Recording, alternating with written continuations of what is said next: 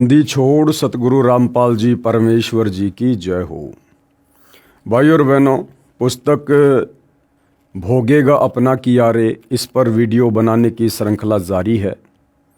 ये पुस्तक करोथा कांड को लेकर सतलोक आश्रम मैनेजमेंट हरियाणा ने अर्थात राष्ट्रीय समाज सेवा समिति के सदस्यों ने लिखी है।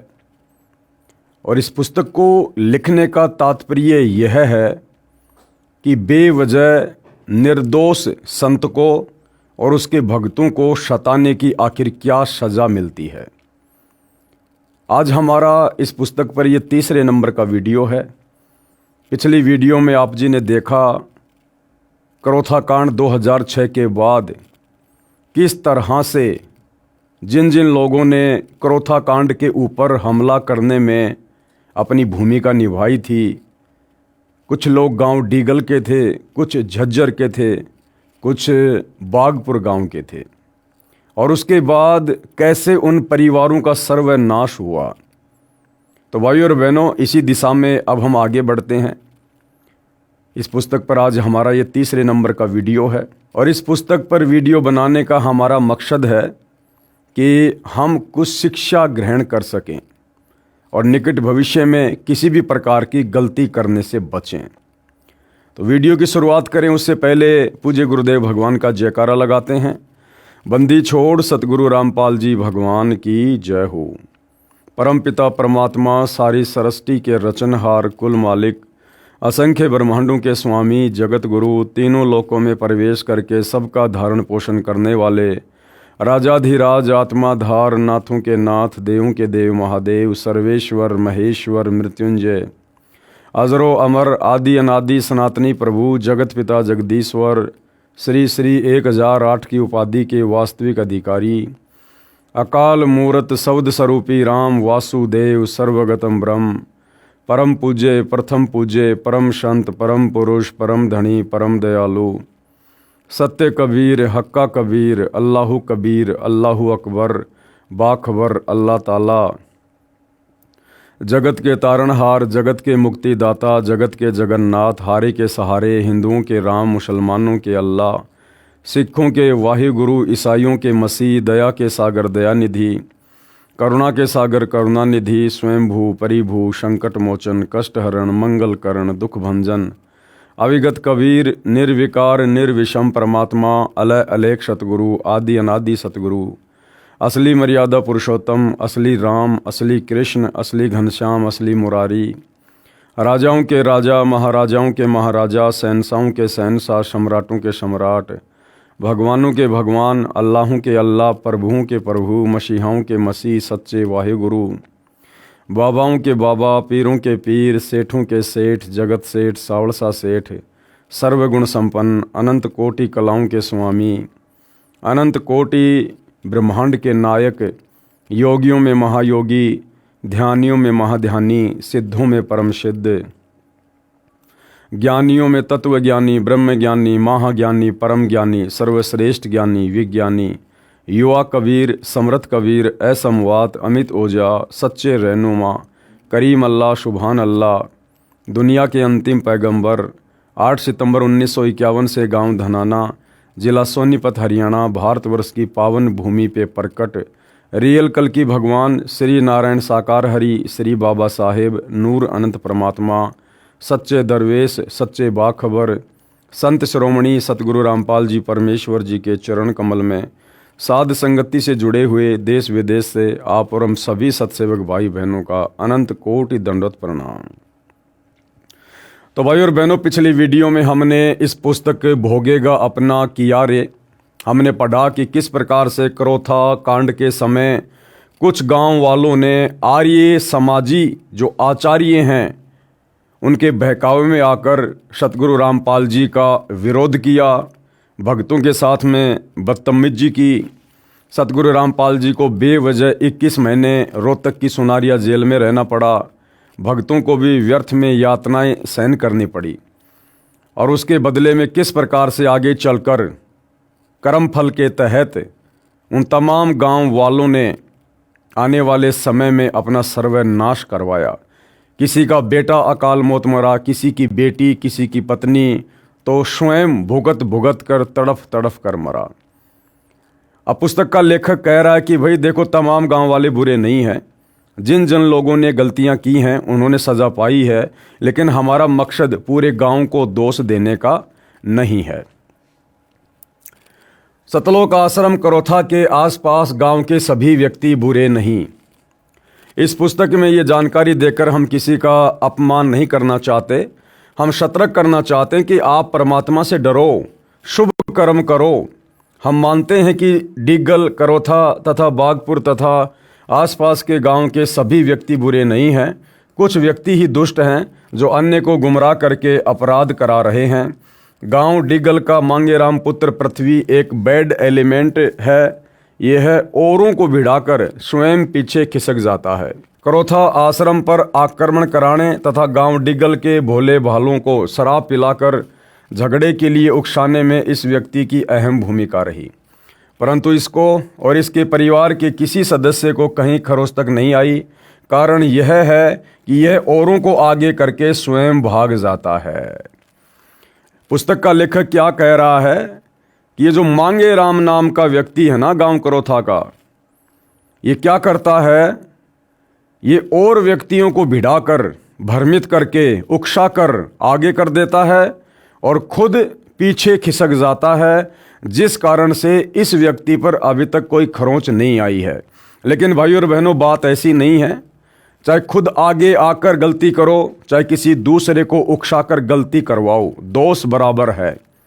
मेन कारण क्या है, अभी इस व्यक्ति के पुण्य कर्म अधिक हैं पूर्व जन्मों की भक्ति के, और जिस दिन इस व्यक्ति के पाप का घड़ा भरेगा, इसके पुण्य नष्ट होंगे। और पुण्य नष्ट उस समय ज़्यादा होते हैं जब कोई व्यक्ति भक्तों और संतों के साथ में बेवजह ईर्ष्या करता है। तो अभी इस व्यक्ति मांगेराम के पास में पूर्व जन्म की भक्ति के कारण संचित किए गए पुण्य बाकी हैं, जिस कारण से अभी इसके ऊपर कोई विशेष खरोच नहीं आ रही है। ठीक इसी प्रकार भाइयों और बहनों, सतलोक आश्रम मैनेजमेंट हरियाणा वालों को, सतगुरु रामपाल जी के कलयुगी परिवार वालों को हम साध संगति से जुड़े सत्सेवक भाई बहन सूचित करना चाहते हैं कि ठीक इसी प्रकार वर्तमान में आप सतलोक आश्रम के मुख्य लोगों को जो विशेष दिक्कत नहीं आ रही है, परेशानियां नहीं आ रही है, बरवाला कांड में विशेष भूमिका निभाने के बावजूद भी, और बाकी लाखों की संगत बेचारी अकाल मौत मर रही है। हजारों की संख्या में भगत इसार की तारीखों पर जाने वाले अकाल मौत मरे। अपने घर पर बैठे भगत हजारों की संख्या में अकाल मौत मर रहे हैं। क्यों? क्योंकि आप सतलोक आश्रम वालों ने उनकी तमाम प्रकार की मर्यादाएं तुड़वा रखी हैं। 2014 बरवाला कांड के बाद से गुरुदेव के भक्ति विधान के विपरीत आप लोगों ने तमाम प्रकार के मनवश कुकर्म करवाकर, कभी धनाना में बैडमिंटन का स्टेडियम बनवाकर, कभी संगत को हरियाणा के जाट आरक्षण में बैठाकर, संगत के दान धर्म का पैसा उन आरक्षण वालों को दिलवाकर, कभी राजस्थान के गैंगस्टर आनंदपाल जैसे की सीबीआई जांच का समर्थन करवाकर, तो राजपूत करणी सेना को 5 लाख रुपए नगद देकर, कभी अयोध्या में आन उपासकों के लिए भंडारा लगवाकर, कभी रोहतक में परशुराम की जयंती में भगत समाज को बैठाकर, ये तमाम प्रकार के कुकर्म जो आप सतलोक आश्रम वालों ने करवाए हैं। लेकिन फिलहाल आप सतलोक आश्रम के मुख्य लोगों पर कोई समस्या नहीं आ रही है और संगत की दुर्गति हो रही है। कारण वही सेम है, क्योंकि अभी आप सतलोक आश्रम वालों के यानी सतगुरु रामपाल जी के परिवार वालों के पुण्य अधिक हैं। मर्यादा तो हालांकि सबकी टूटी हुई है, आश्रम वालों की भी, गुरुदेव के परिवार वालों की भी और नादान संगत की भी। लेकिन भाई जिसकी बैटरी चार्ज है, गुरुदेव भगवान कहते हैं वो चाहे कितने खोटे कर्म क्यों ना करो, उसको खरोंच भी नहीं आएगी।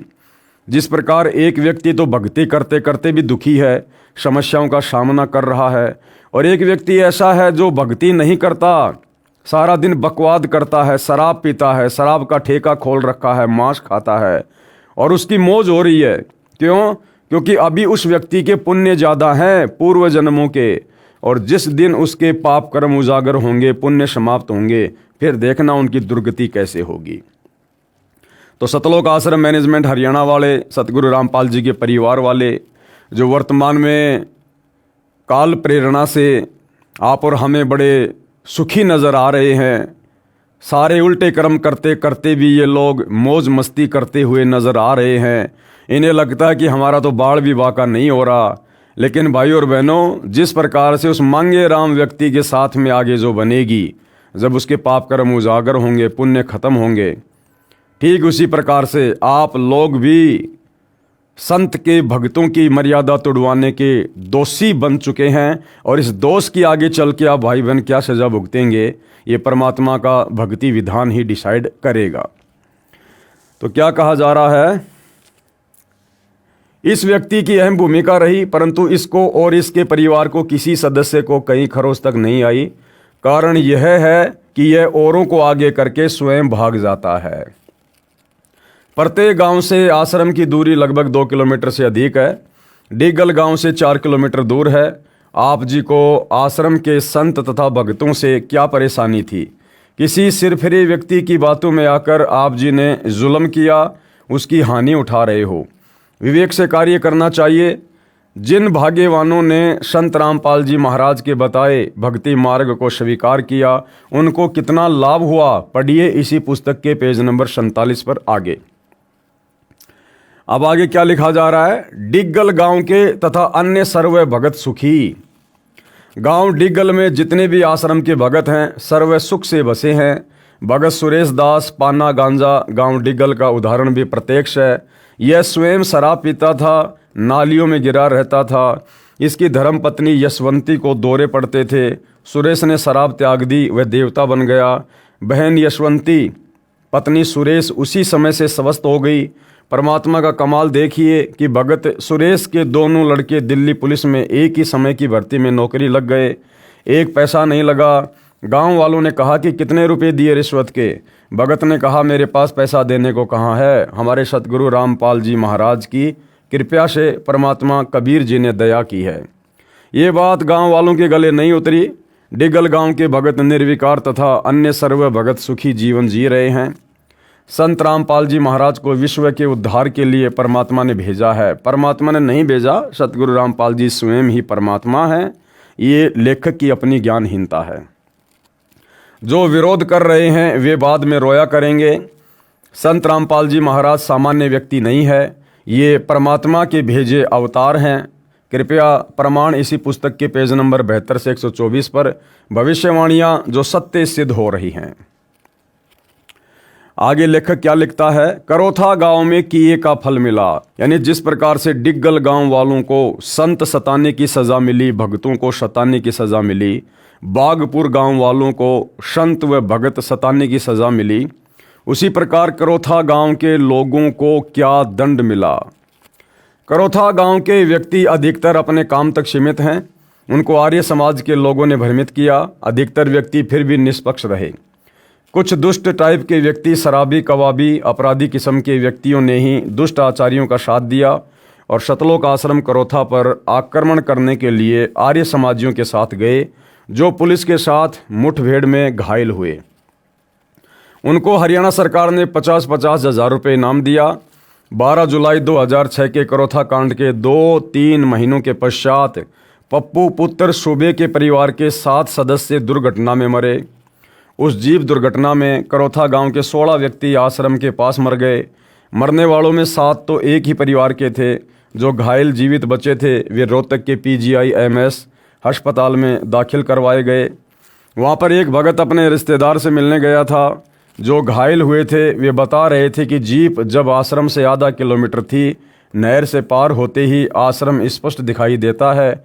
किसी यात्री ने पूछा कि यह सामने क्या है। उसी समय मरने वाले संत रामपाल जी महाराज को गालियां देने लगे। 20 सेकंड के पश्चात धमाका हुआ। केवल वही व्यक्ति मरे जो बुरी बुरी गालियां संत जी को दे रहे थे।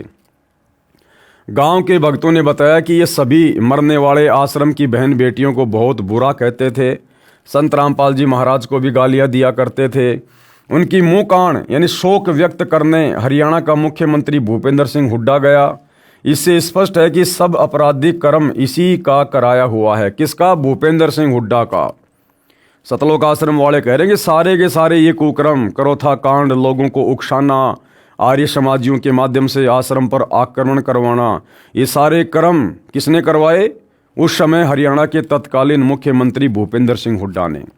और भाई और बहनों, उसी भूपेंद्र सिंह हुड्डा को इसी सतलोक आश्रम मैनेजमेंट हरियाणा ने, सतगुरु रामपाल जी के परिवार ने 2019 में फिर से हरियाणा का मुख्यमंत्री बनाने के लिए कमर तोड़ मेहनत की। हरियाणा की संगत से भूपेंद्र सिंह हुड्डा का, जो करोथा कांड का मुख्य अपराधी है, उसको वोट भी डलवाए, उसको सपोर्ट भी किया। अब आप समझ सकते हैं भाई और बहनों, सबसे बड़े गुरुद्रोही कौन हैं। नहीं तो हरियाणा में एक एक परिवार के 10-10 सदस्य दुर्घटना में मरे हैं, किसी का शोक व्यक्त करने मुख्यमंत्री नहीं गया। तो उस दुर्घटना में घायल हुए थे, उनमें से एक भोगल नाम का अपराधी तो पागल हो गया, पैर खराब हो गए, 2.5 वर्ष तक भुगत कर मरा। करोथा गांव का एक नसीन नाम का नाई भी आश्रम के संत तथा भक्तों को बहुत गालियां देता था, उसी दुर्घटना में टांग के चोट लगी, 2.5 वर्ष भुगत कर मरा। गांव करोथा का एक हरिचंद पुत्र लालचंद, जो छुडानी आश्रम के महंत का विशेष चेला था, भक्तों तथा संतों को बहुत गालियां देता था, उसका सतीश नाम का बेटा उसी दुर्घटना में घायल हुआ, कोमा में चला गया, एक हाथ एक पैर काम छोड़ गया, फिर भुगत कर मरा। इस व्यक्ति ने आश्रम के प्रति बहुत गलत आरोप लगाए थे तथा लोगों को जैली गंडासे लेकर आश्रम पर आक्रमण करने के लिए लाउड स्पीकर लगाकर प्रेरित किया था। इसको छुड़ाने के अवधूत आश्रम के महंत से पैसे तथा प्रोत्साहन मिला था। इसने कढ़ाई चढ़ाकर बदमाशों को लड्डू जलेबी खिलाई थी। इसके पश्चात गांव करोथा में कहर का सिलसिला शुरू है। नंबर 1, राजेश उर्फ कचरा पुत्र सुबे नाम का करोथा गांव का व्यक्ति 12 जुलाई 2006 के करोथा कांड में आक्रमणकारी था। इस दुष्ट व्यक्ति ने दिल खोलकर पाप किया, आर्य समाजियों से रुपयों में बिक गया, गांव के भोले भाले नौजवानों को बहकाकर आश्रम पर आक्रमण करने गया था। आश्रम के भक्तों के घरों को आग लगाने के लिए करोथा के व्यक्तियों को उकसाया था और भी घने भक्तों को पेशी के दौरान रोहतक पीटा करता था। संत रामपाल दास जी महाराज तथा भक्तों पर सन 2006 में बनाए गए झूठे मुकदमों में झूठा गवाह भी था। क्या कह रहा है लेखक? लेखक कह रहा है कि इस व्यक्ति ने संत रामपाल जी के भक्तों को बहुत ज़्यादा मारने और पीटने के लिए लोगों को उकसाया। जब भगत तारीखों पर जाते थे उनको मारते थे, पीटते थे। और क्या किया था? और इसने संत रामपाल जी के मुकदमों में झूठी गवाही भी दी। तो भाई सतलोक आश्रम वालों, जो शिक्षा तुम इन गांव वालों को दे रहे हो, क्या तुम्हारे ऊपर लागू नहीं है? मुझ पवन दास की 12 अगस्त 2025 की इसार कोर्ट की तारीख पर मेरे साथ गए 2 भक्तों को आप सतलोक आश्रम वालों ने, सतलोक आश्रम के मीडिया प्रभारी चांद राठी ने गुंडे भेजकर सतलोक आश्रम धनाना से, जिनका मुखिया था बसंत सैनी गांव गांद्रा जिला रोहतक वाला, जो सतलोक आश्रमों में सारनाम देता है, क्या आप लोगों ने उन भक्तों की बेवजह पिटाई नहीं करवाई? और ये चांद राठी सतलोक आश्रम का मीडिया प्रभारी, ये खुद मेरे 420 के झूठे मुकदमे में गवाह है। इसने मेरे खिलाफ झूठी गवाही दे रखी है कि मैंने, पवन दास ने संत रामपाल जी के भक्तों से ठगी की है, भक्तों को पैसे लेकर लूटा है। क्या चांद राठी जी, आपने झूठा मुकदमा सतगुरु रामपाल जी से मेरे ऊपर नहीं करवा रखा? क्या आपने झूठा मुकदमा धार्मिक भावना भड़काने का झज्जर के बहादुरगढ़ में मेरे ऊपर नहीं लगवा रखा? क्या आपने झूठा मुकदमा मेरे ऊपर सोनीपत के बड़ौदा थाने में नहीं लगवा रखा? तो आने वाले समय में आपको क्या कर्मदंड भोगना पड़ेगा, उस पर भी थोड़ा बैठकर विचार कर लेना। इस अपराधी ने अपने साथ अपने बाप को बेमौत मरवाया। ये सतलोक आश्रम वाले भी बहुत सारे भक्तों को उल्टे कर्म करवाकर बेमौत मरवा रहे हैं और आगे भी मरवाएंगे अगर संगत नहीं संभली तो। तथा स्वयं भी बेमौत मारा गया।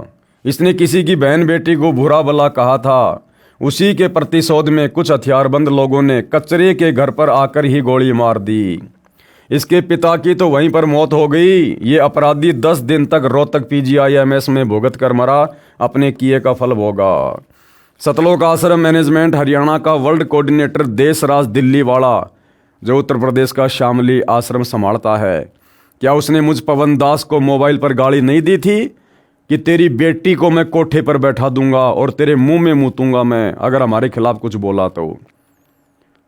और सतगुरु रामपाल जी का चाचा का लड़का सुरेश धनाना वाला, सतगुरु रामपाल जी के छोटे भाई महेंद्र का लड़का अमित, क्या इन लोगों ने मुझ पवन दास को जी भरकर माँ बहन की गालियां नहीं दी? क्या आप सतलोक आश्रम के कोऑर्डिनेटर सात संगतियों में बेवजह जा जाकर बेचारे निर्दोष भक्तों की मार पिटाई नहीं करते? पुलिस प्रशासन को बीच में डालकर सात संगतियां नहीं रुकवाते? क्या मुझ पवन दास की आप लोगों ने 3 बार बेवजह पिटाई नहीं की? तो भाई आप लोग भी तैयार रहिए, भोगेगा अपना किया रे, पावेगा अपना किया रे। नंबर 2, करोथा गांव का सोनू पुत्र अशोक अनुसूचित जाति का।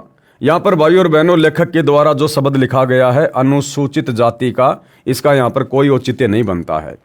जिसने करोथा आश्रम पर 12 जुलाई 2006 को आक्रमण किया, पुलिस मुठभेड़ में घायल हुआ, हरियाणा सरकार से 50,000 रुपये इनाम प्राप्त हुआ, वह दोषी बाद में फांसी पर लटक कर मरा, अपने किए पाप का कर्म भोगा।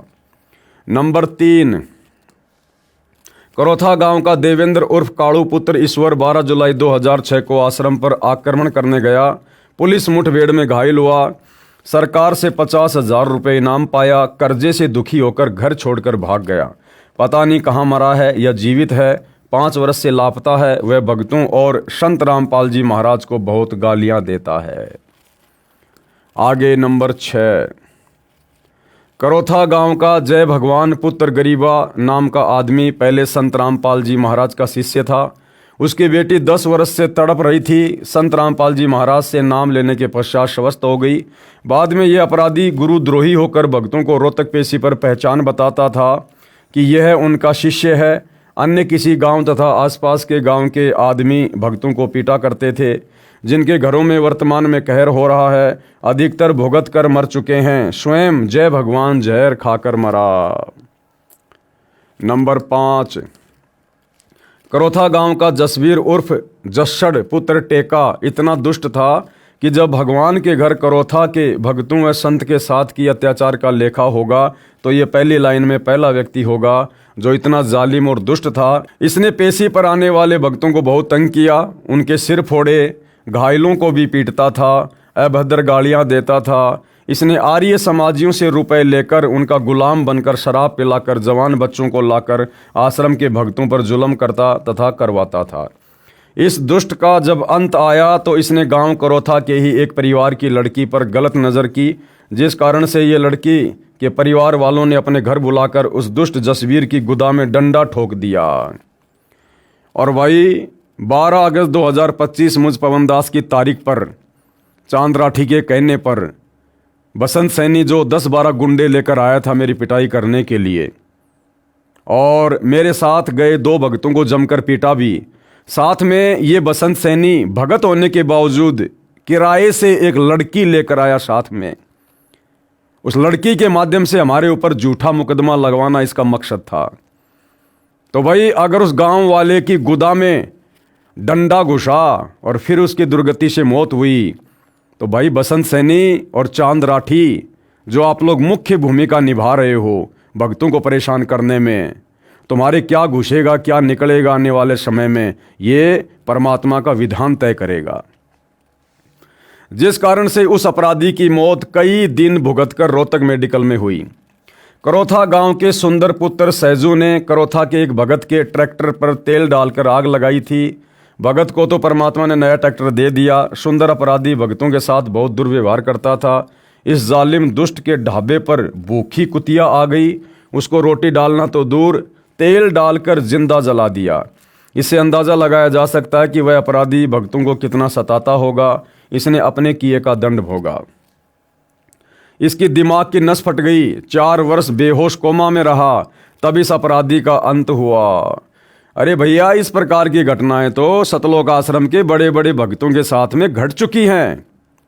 आप सतलोक आश्रम वालों ने खुद एक पुस्तक लिखी है, करोथा कांड का रहस्य, और सच बनाम झूठ और न्यायालय की गिरती गरिमा।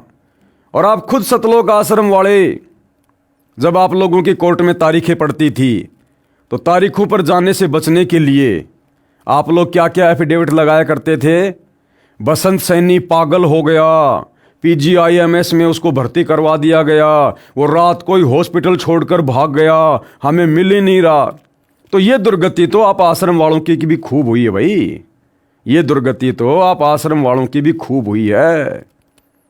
और वही दुर्गति उन गांव वालों की हुई। तो गांव वालों की तो इसलिए हुई क्योंकि उन्होंने गलती की। फिर आप सतलोक आश्रम से जुड़े बड़े बड़े भक्तों की दुर्गति क्यों हो रही है भाई? आप लोगों की ऐसी दुर्गति क्यों हुई जो आप लोग पागल हुए मुकदमों के कारण? आप लोग हॉस्पिटल छोड़ छोड़ के भागने लगे पागल होकर। आप लोगों की दुर्गति क्यों हुई? तो गलती पर कहीं न कहीं आप लोग भी तो हैं। नंबर 7, करोथा गांव का आदमी करतार पुत्र रूपचंद आश्रम पर आक्रमण करने गया, पुलिस मुठभेड़ में घायल हुआ, सरकार से 50,000 रुपये इनाम प्राप्त किया, भक्तों को गाली देता, दुर्व्यवहार करता था, भक्तों के घरों को आग लगाने की कोशिश की, वह 1.5 वर्ष भुगत कर मरा। और सतलोक आश्रम वालों, जब दिल्ली में साथ संगति थी, आप सतलोक आश्रम वालों ने दिल्ली पुलिस को पैसे देकर शराब पिलाकर और बीच भोग की आरती में तुम लोगों ने अपने गुरु की भोग की आरती भी पूरी नहीं होने दी। परमात्मा की फोटोएं नीचे गिरा दी, ज्योति नीचे गिरा दी, हलवा नीचे गिरा दिया, और बीच आरती में तुम सतलोक आश्रम वालों ने पुलिस के माध्यम से बेचारे भोले भाले सात संगति वाले भक्तों को मारना और पीटना शुरू किया, और मार मार कर उनको वहां से भगा दिया। और कुछ भक्तों को साथ में पुलिस ले गई और पुलिस ने बेरहमी से तुम लोगों के कहने पर उन भक्तों को पीटा। तो आने वाले समय में तुम्हारे साथ क्या होगा भैया?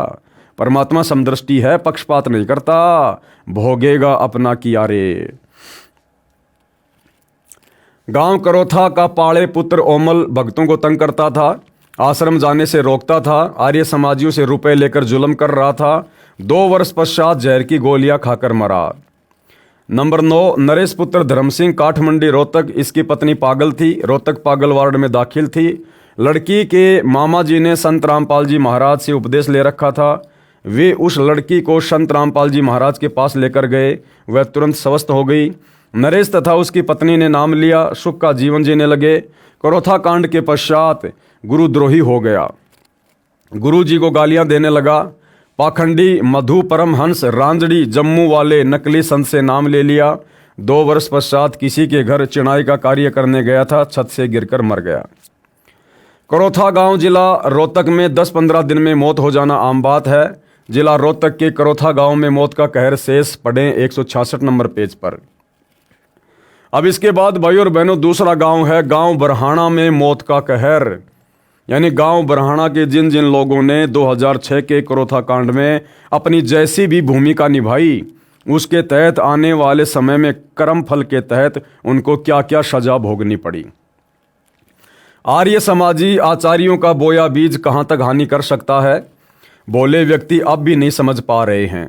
किस कारण से गांव में कहर टूट रहा है। जवान जवान व्यक्ति कोई जहर खाकर मर रहा है, कोई दुर्घटना के कारण मर रहा है, कोई फांसी लगाकर मर रहा है। ठीक इसी प्रकार 2014 बरवाला कांड के बाद सबसे पहले तो सतलोक आश्रम मैनेजमेंट हरियाणा ने, सतगुरु रामपाल जी के परिवार ने सतलोक आश्रम बरवाला में बरवाला कांड का बीज बोया। और बरवाला कांड के बाद आज वर्तमान 2025 तक लगातार जिस प्रकार से ये लोग संगत से मर्यादा तोड़वा रहे हैं, राजनीतियां कर करके, झूठा समाज से भाईचारा निभा निभा के, और जो बीज इन लोगों ने बो दिया है, और भाई और बहनों किसी से छुपा हुआ नहीं है। आज वर्तमान में सतगुरु रामपाल जी की संगत पर जिस प्रकार से कहर टूट रहे हैं, सार नाम प्राप्त भक्तों की जिस प्रकार दुर्गति से मौतें हो रही हैं, ये किसी से छुपा हुआ नहीं है। तो आम संगत से भी हम प्रार्थना करते हैं कि भैया कर्म फल तो भोगना पड़ेगा, चाहे गलत काम करो, चाहे गलत काम करने वाले का साथ दो। इसलिए संगत अगर बचना चाहती है तो भाई इन सतलोक आश्रम वालों का पीछा छोड़ो। गुरुदेव भगवान ने हमें जो ज्ञान दे रखा है, जो भक्ति दे रखी है, घर बैठकर मर्यादा में रहकर अपनी भक्ति करो, जब तक गुरुदेव भगवान अपने मिशन को पूरा करके हिसार जेल से बाहर नहीं आ जाते हैं। कोई फांसी लगाकर मर रहा है। इन्होंने भी आर्य समाजियों के बहकावे में आकर दिल खोलकर संत रामपाल जी महाराज की निंदा की थी, गालियां दी थी। यह कहर तभी समाप्त होगा जब ये लोग परमात्मा के ज्ञान को समझेंगे और संत रामपाल जी महाराज जी से दीक्षा लेकर भक्ति करेंगे। अरे दीक्षा लेकर भक्ति करने वाले आप सतलोक आश्रम वाले भगत ही अभी तक संत रामपाल जी को नहीं समझे। आप लोग ही अभी तक उनकी मर्यादाओं को ठीक से समझकर ज्ञान को आधार बनाकर भक्ति नहीं कर पा रहे। ये दुनिया भला तुम लोगों के समझाने पर क्या खाक समझेगी। दुनिया के ऊपर उन लोगों के शब्दों का असर होता है जो खुद मर्यादा में रहकर भक्ति करता है और सत्कर्म करता है। आज तुम सतलोक आश्रम वालों ने जिस प्रकार से 2014 बरवाला कांड के बाद कुकर्म करके हिसार जेल में बैठकर अपने गुरु को खून के आंसू रुलवाए हैं, ये किसी से छुपा हुआ नहीं है। तो तुम्हारे शब्दों का असर दुनिया पर भला कैसे होगा। सतगुरु रामपाल जी से दीक्षा लेकर भक्ति करेंगे, जिस कारण से इस जीवन में सुखी होंगे और अगले जीवन में भी सुखी या अच्छी भक्ति करके पूर्ण मोक्ष प्राप्त करेंगे। गांव बरहाना, जिला झज्जर, हरियाणा में मौत के कहर के शिकार हुए नौजवानों की सूची पढ़ें इसी पुस्तक के पेज नंबर 165 पर आगे। विशेष यही दशा करोथा आश्रम के आसपास के अन्य गांव की है। यहाँ पुस्तक विस्तार के कारण नहीं लिख रहे हैं। उस क्षेत्र को किसने क्या दिया, इन दुखदायी घटनाओं को याद करके हमारी आत्मा रो रही है, क्योंकि ये भी इंसान थे, परंतु दुष्ट व्यक्तियों ने अपने स्वार्थ के कारण ये हाल करा दिया। यदि सत्य को जान लेते तो पाप से बच जाते और ये दिन ना देखने पड़ते। इन आर्य समाजी आचार्यों ने क्या दिया इन गांवों को, जो आप पढ़ चुके हैं, और संत रामपाल जी महाराज ने क्या दिया इन गांवों को। संत रामपाल जी महाराज के ज्ञान को सुनकर भक्तों ने सर्व बुराई त्याग दी, स्वच्छ जीवन जी रहे हैं। प्रत्येक गांव में प्रमाण है, इसलिए हम बार बार निवेदन करते हैं कि आप सत्य असत्य को स्वयं जानें और भक्ति करके मनुष्य जीवन सफल करें। आर्य समाजियों ने शराब पिलाकर अपराध कराए और मासूम लोग मरवाए। तुम सतलोक आश्रम वालों ने भी दिल्ली पुलिस वालों को शराब पिलाकर पैसे देकर साथ संगति में कितने भक्तों की पिटाई करवाई भाई, बताइए। तो कर्म तो आप भी वैसे ही कर रहे हो, और जैसी सज़ा उन लोगों ने पाई, भाई समय आने पर परमात्मा के दरबार में सज़ा आप भी पाओगे। आर्य समाजियों ने शराब पिलाकर अपराध कराए और मासूम लोग मरवाए। मृत्यु तो भक्तों की भी होगी, परंतु इस मृत्यु में और जो व्यक्ति पाप कर्म कर रहे हैं उस मृत्यु में बहुत अंतर है। भक्तों ने मनुष्य जीवन का उद्देश्य पूरा किया, मृत्यु के समय परमात्मा के विमान में बैठकर जाएंगे, मोक्ष प्राप्त करेंगे। जो पाप कर्म करके जीवन व्यर्थ करके मरे या मरेंगे, उनको यम के दूत अपराधी की तरह बांध कर ले जाएंगे। कबीर परमेश्वर ने कहा है, कबीर आए हैं सो जाएंगे, राजा रंक फकीर, एक विमान में चढ़ चले एक बंध्या जात जंजीर। आश्रम से चोरी करने वाले पुलिस वालों का सर्वनाश। यानी करोथा कांड के बाद में करोथा आश्रम से कुछ पुलिस वालों ने लेखक के अनुसार चोरियां की है। उन चोरी करने वाले पुलिस कर्मियों का आगे चलकर क्या हाल हुआ है लेखक बयां कर रहा है। सतलोक आश्रम करोथा को सरकार ने अपने कब्जे में लेकर सुरक्षा के लिए पुलिस छोड़ दी। एक रणधीर नाम का पुलिस वाला गांव हथवाला, जिला जिंद का रहने वाला डीएसपी का गनमैन था। डीएसपी आश्रम के सर्वे एसी तथा अन्य कीमती सामान ले गया। उस कार्य में रणधीर ने पूरा सहयोग दिया था तथा रणधीर स्वयं एक ट्रक लोहे के सामान का भरकर ले गया। उसका एक मित्र पुलिस वाला था जिसके परिवार ने संत रामपाल जी महाराज से उपदेश ले रखा था। रणधीर गनमैन ने अपने मित्र से एक दिन के लिए ट्रैक्टर मांगा। कारण बताया कि आश्रम से माल ले जाऊंगा। उसने अपने पुत्र से कहा कि तेरे अंकल को ट्रैक्टर दे देना। लड़का संत रामपाल जी महाराज का शिष्य था। जब उस भगत बच्चे को पता चला तो कहा कि आप हमारे पिता के मित्र हैं, हम आपकी सर्व मदद कर सकते हैं, परंतु इस महापाप में सहयोग नहीं दे सकते। और अंकल कान खोलकर सुन ले, तुम उस आश्रम से एक पेचकस भी मत ले जाना, नहीं तो सर्वनाश को प्राप्त हो जाओगे। परंतु उसको काल उठा रहा था। उसने किराए पर ट्रक लिया, एक ट्रक सामान आश्रम से चोरी करके ले गया। उसने करोथा आश्रम से एक ट्रक सामान के भरकर बेचकर रुपए लिए। 6 महीने पश्चात वह अपराधी पुलिस वाला रणधीर जहर की गोली खाकर मौत को प्राप्त हुआ तथा डीएसपी का इकलौता पुत्र विष खाकर मर गया। उसकी लड़की का पति मर गया, दूसरी जगह विवाह किया, फिर वह लड़की मर गई। स्वयं शुगर का मरीज है, पैर का अंगूठा तथा उंगली गलकर कट गई। गरीबदास जी ने अपनी अमृतवाणी में कहा है कि परमात्मा उन दुष्ट लोगों को चुन चुन कर मारता है जो भक्तों तथा संतों को दुखी करते हैं। अन्य और भी बहुत सारे प्रमाण हैं। यहाँ पुस्तक विस्तार को देखते हुए नहीं लिख रहे, समझदार को संकेत पर्याप्त है।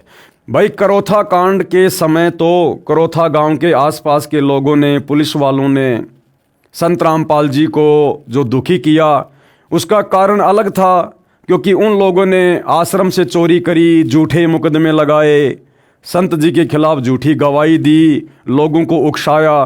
तो उन लोगों ने तो इस प्रकार से संत रामपाल जी को दुखी किया, तंग किया, परेशान किया, और आने वाले समय में उन्होंने सजा भी पाई। अब 2014 बरवाला कांड में सबसे बड़ी भूमिका सतलोक आश्रम मैनेजमेंट हरियाणा की। भक्तों को काले कपड़े पहनाकर कमांडो बना दिया, संत रामपाल जी के झूठे आदेशों की आड़ में पुलिस वालों से लड़ने मरने के लिए खड़ा कर दिया। और 2014 बरवाला कांड के बाद से संत रामपाल जी की तमाम मर्यादाओं को तुड़वाते हुए आज संगत को संत रामपाल जी से कोसों दूर कर दिया है। भले लोग आश्रमों में जा रहे हैं, आ रहे हैं, अपने आप को भगत समझ रहे हैं, परंतु मर्यादाओं में नहीं है। संत जी का कोई आशीर्वाद उनके ऊपर नहीं है। और आज आए दिन सैकड़ों की संख्या में संगत अकाल मौत मर रही है, एक्सीडेंट में, जहर खाकर, फांसी खाकर। 16-16 भगत एक एक साथ एक्सीडेंट में मर रहे हैं। इसार तारीख पर जाते समय महाराष्ट्र के लातूर के भगत 2 मिनी बसों में सवार होकर आ रहे थे। राजस्थान के नागौर में सुबह रोड पर एक सांड सामने आ जाने से दोनों बसें एक्सीडेंट हुई, और 13 भक्तों की जो इसार की तारीख पर संत रामपाल जी के दर्शनों के लिए जा रहे थे, उनकी ऑन द स्पॉट अकाल मौत हुई, दर्दनाक मौत।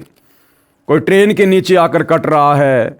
एक नेपाल की बिंदिया इसार में संत रामपाल जी के दर्शनों के लिए आई, इसार के मटका चौक पर उसको फांसी लगा दी गई। कितने भगत हैं जो रास्ते में आते जाते समय अपनी गाड़ियों से एक्सीडेंट हो रहे हैं। कितनी माता बहनें हैं आते जाते समय अपने घर नहीं पहुंच पा रही। तो भाई इन तमाम कुकर्मों के लिए जिम्मेदार कौन है? इन तमाम कुकर्मों के लिए जिम्मेदार सतलोक आश्रम मैनेजमेंट हरियाणा है।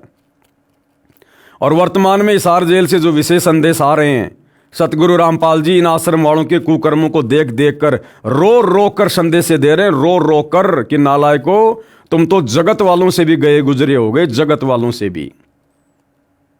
और गला रुंध जाता है सतगुरु रामपाल जी का जिस समय वो संदेश देते हैं कि मुझे इतने वर्ष हो गए तुम्हारे को समझाते हुए, तुम्हें किस दिन अकल आएगी। तुम्हें जरा सा सुख होता है और तुम पक्के एजेंट काल के बन जाते हो। उसके बावजूद भी आश्रम वाले कुकर्म करने से बाज नहीं आ रहे। तो भाई और बहनों, अभी भक्तों की बैटरी थोड़ी चार्ज है, लेकिन परमात्मा से पंगा बहुत महंगा पड़ता है। आने वाले समय में भोगेगा अपना किया रे। अब आगे गुरुदेव भगवान क्या कह रहे हैं। श्री कृष्ण जी मथुरा त्याग कर द्वारिका में बसे। क्यों बसे? मथुरा के आसपास के लोगों से दुखी होकर, परेशान होकर अंत में श्री कृष्ण जी ने मथुरा छोड़ दिया और द्वारिका जाकर बसे। तो लेखक कहना चाहता है कि इसी प्रकार करोथा गांव के आसपास के लोगों से दुखी होकर सतगुरु रामपाल जी को भी रोहतक में अलग थलग रहना पड़ा, सुनारिया जेल में। और पीछे से गांव वालों ने फिर जैसा किया था उसका कर्म फल भी भोगा। श्री कृष्ण जी मथुरा त्याग कर द्वारिका में बसे। श्री कृष्ण जी का जन्म मथुरा के राजा कंस की जेल में हुआ। जन्म से ही दुश्मनों की लाइन लग गई थी। मामा कंस, चाणूर, शिशुपाल, जरासिंध, काल्यवन आदि ने श्री कृष्ण जी के साथ अनेकों जुल्म किए, जिस कारण से महात्मा कृष्ण जी और नरसंहार न हो, इस उद्देश्य से मथुरा त्याग कर रातों रात अपने सर्व परिवार तथा सेना लेकर मथुरा से लगभग 1500 किलोमीटर दूर द्वारिका में बसे। द्वारिका समुद्र में एक बहुत बड़ा टापू था। श्री कृष्ण जी किसी को मारने के लिए नहीं जन्मे थे, वे जीव का उद्धार करना चाहते थे। भैया श्री कृष्ण जी के पास में कौन सा उद्धार करने की जड़ी बूटी थी? उनको काल ने स्पेशल विष्णु का अवतार बनाकर महाभारत के युद्ध में उसके माध्यम से विशेष भूमिका अदा करने के लिए करोड़ों लोगों को मरने और मरवाने के लिए तो भेजा था। और श्री कृष्ण जी किसका उद्धार करने आए थे? क्या उनका खुद का उद्धार है क्या? वे खुद काल के जाल में हैं। तो भाई और बहनों, ये लेखक की ज्ञानहीनता है जो सतलोक आश्रम से जुड़ा हुआ है। श्री कृष्ण जी किसी को मारने के लिए नहीं जन्मे थे, वे जीव का उद्धार करना चाहते थे।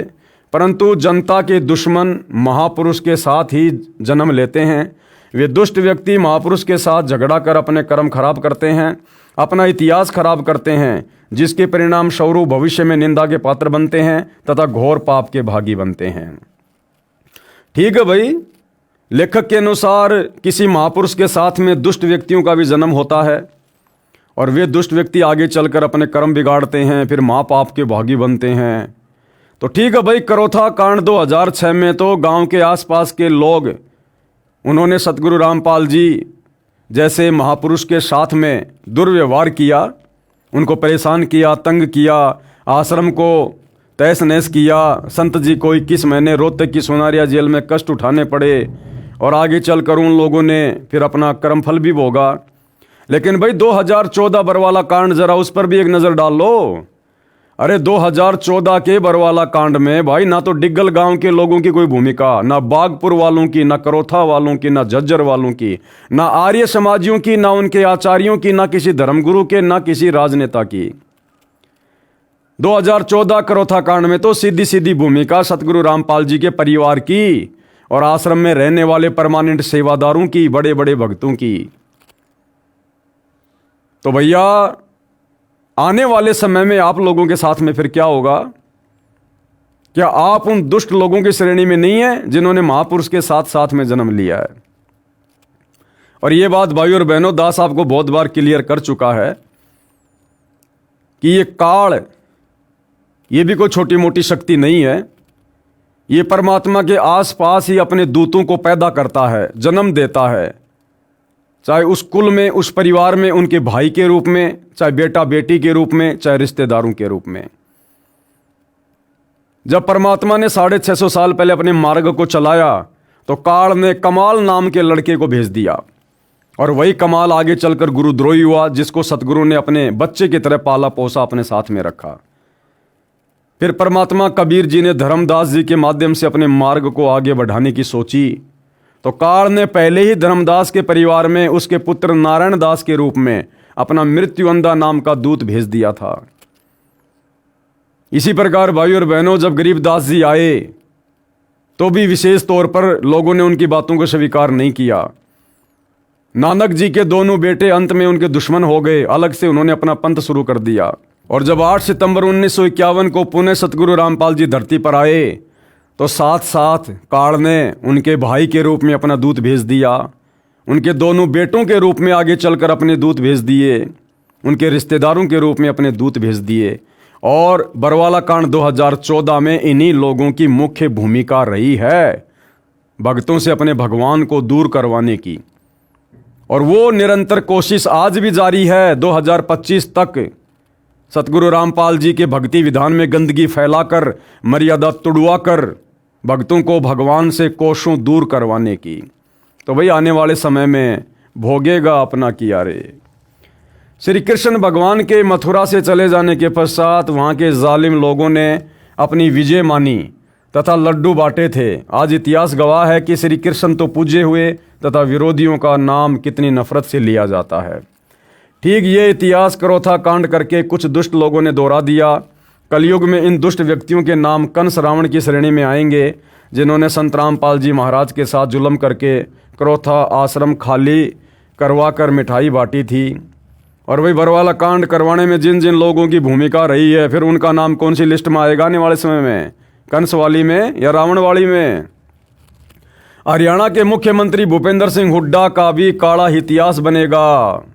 अगर हरियाणा के मुख्यमंत्री भूपेंद्र सिंह हुड्डा का काला इतिहास बनेगा तो उसी भूपेंद्र सिंह हुड्डा को 2019 में सतगुरु रामपाल जी के परिवार ने, सतलोक आश्रम के मुख्य भक्तों ने 2019 के चुनाव में जो भूपेंद्र सिंह हुड्डा का समर्थन किया, उसको वोट डलवाए। भैया साथ में उनका भी काला इतिहास लिखा जाएगा कि सतगुरु रामपाल जी के दोषी भूपेंद्र सिंह हुड्डा को सतगुरु रामपाल जी के परिवार के किन किन सदस्यों ने और किन किन भक्तों ने समर्थन किया। क्योंकि भगवान के दुश्मन का समर्थन करने वाला कौन? काल का दूत। तो आने वाले समय में सतगुरु रामपाल जी के परिवार का नाम भी इसी लिस्ट में होगा, जिस लिस्ट में भूपेंद्र सिंह हुड्डा का होगा। लेखक के अनुसार भूपेंद्र नाम से हुई घृणा, इसी तरह आने वाले समय में सतगुरु रामपाल जी के परिवार से भी लोगों को घृणा हो जाएगी। फिलहाल संगत की आंखें बंद हैं, लेकिन हमेशा नहीं रहेगी, कभी न कभी तो ज्ञान का प्रकाश होगा। और जिस दिन वो तत्व ज्ञान अंगड़ाई लेगा, यही संगत जो आज तुम्हारे झूठे आदेशों पर, झूठे पीले पर्चों पर एआई से बनाई गई सतगुरु रामपाल जी के नकली ऑडियो वीडियो पर विश्वास करके अंधी होकर तुम्हारे पीछे चल रही है, सारे कुकर्म कर रही है, अपनी मर्यादा तोड़वा रही है, साथ में जेल में बैठे अपने गुरु को दुखी कर रही है। आने वाले समय में जब इस संगत की बुद्धि ऑन होगी, सच्चाई का पता चलेगा, तो भैया तुम्हारे साथ में क्या होगा सतलोक आश्रम वालों। भूपेंद्र नाम से हुई घृणा। एक 12 वर्षीय लड़के ने 15 अगस्त 2013 को संत रामपाल जी महाराज से कहा कि गुरुदेव जी मेरा नाम बदल दो। संत जी ने पूछा कि वर्तमान में क्या नाम है। लड़के ने कहा भूपेंद्र। मैं इस कलंकित नाम को रखना नहीं चाहता, जिस नाम के व्यक्ति ने कंस से भी बढ़कर अत्याचार किया। ये कहकर बच्चे की आंखों में आंसू आ गए, क्योंकि 10 जुलाई 2006 को वह सत्संग सुनने के लिए अपनी माता तथा पिताजी के साथ करोता आश्रम में जा रहा था। डेगल गांव के कुछ दुष्ट लोगों ने उन तीनों को बुरी तरह से पीटा, बच्चे को छीनकर जमीन पर पटक दिया। वहीं पर पुलिस भी बहुत संख्या में खड़ी थी। जब पुलिस वालों से उसके पिता ने शिकायत की तो पुलिस वाले हंसने लगे। एक नेक पुलिस वाले ने कहा कि भगत वापस चला जा, ये सारा जुल्म मुख्यमंत्री भूपेंद्र करा रहा है, नहीं तो इनकी क्या मजाल, ये मुट्ठी भर लोग उधमस उतार दें। जुल्म कर रहे हैं, हमारी आत्मा भी रो रही है। आपसे पहले तो इन्होंने बहुत सी बहन बेटियों के साथ सरेआम अभद्र बर्ताव किया है, उनके आभूषण भी छीन लिए, किराए के पैसे भी नहीं छोड़े, रोते हुए जान बचाकर भागे हैं। उस दिन से उस बच्चे को ये बात घर कर गई थी। उस दिन से वो रोते हुए घर चले आए थे। संत जी के जेल से आने के पश्चात ही मिल पाए थे। संत रामपाल जी महाराज ने कहा बेटा, नाम बुरा नहीं होता, काम बुरा होता है। अपराधी से नफरत नहीं करनी चाहिए, अपराध से नफरत करनी चाहिए। जो जैसा करेगा उसका फल परमात्मा अवश्य देगा। अपना किया भोगना पड़ता है। ऐसे अत्याचार की कथा सुनकर कलेजा मुंह को आता है। क्या भूपेंद्र सिंह हुड्डा तथा ऐसे जालिम व्यक्ति सुखी रह सकेंगे? कभी नहीं। भगवान के घर देर है अंधेर नहीं।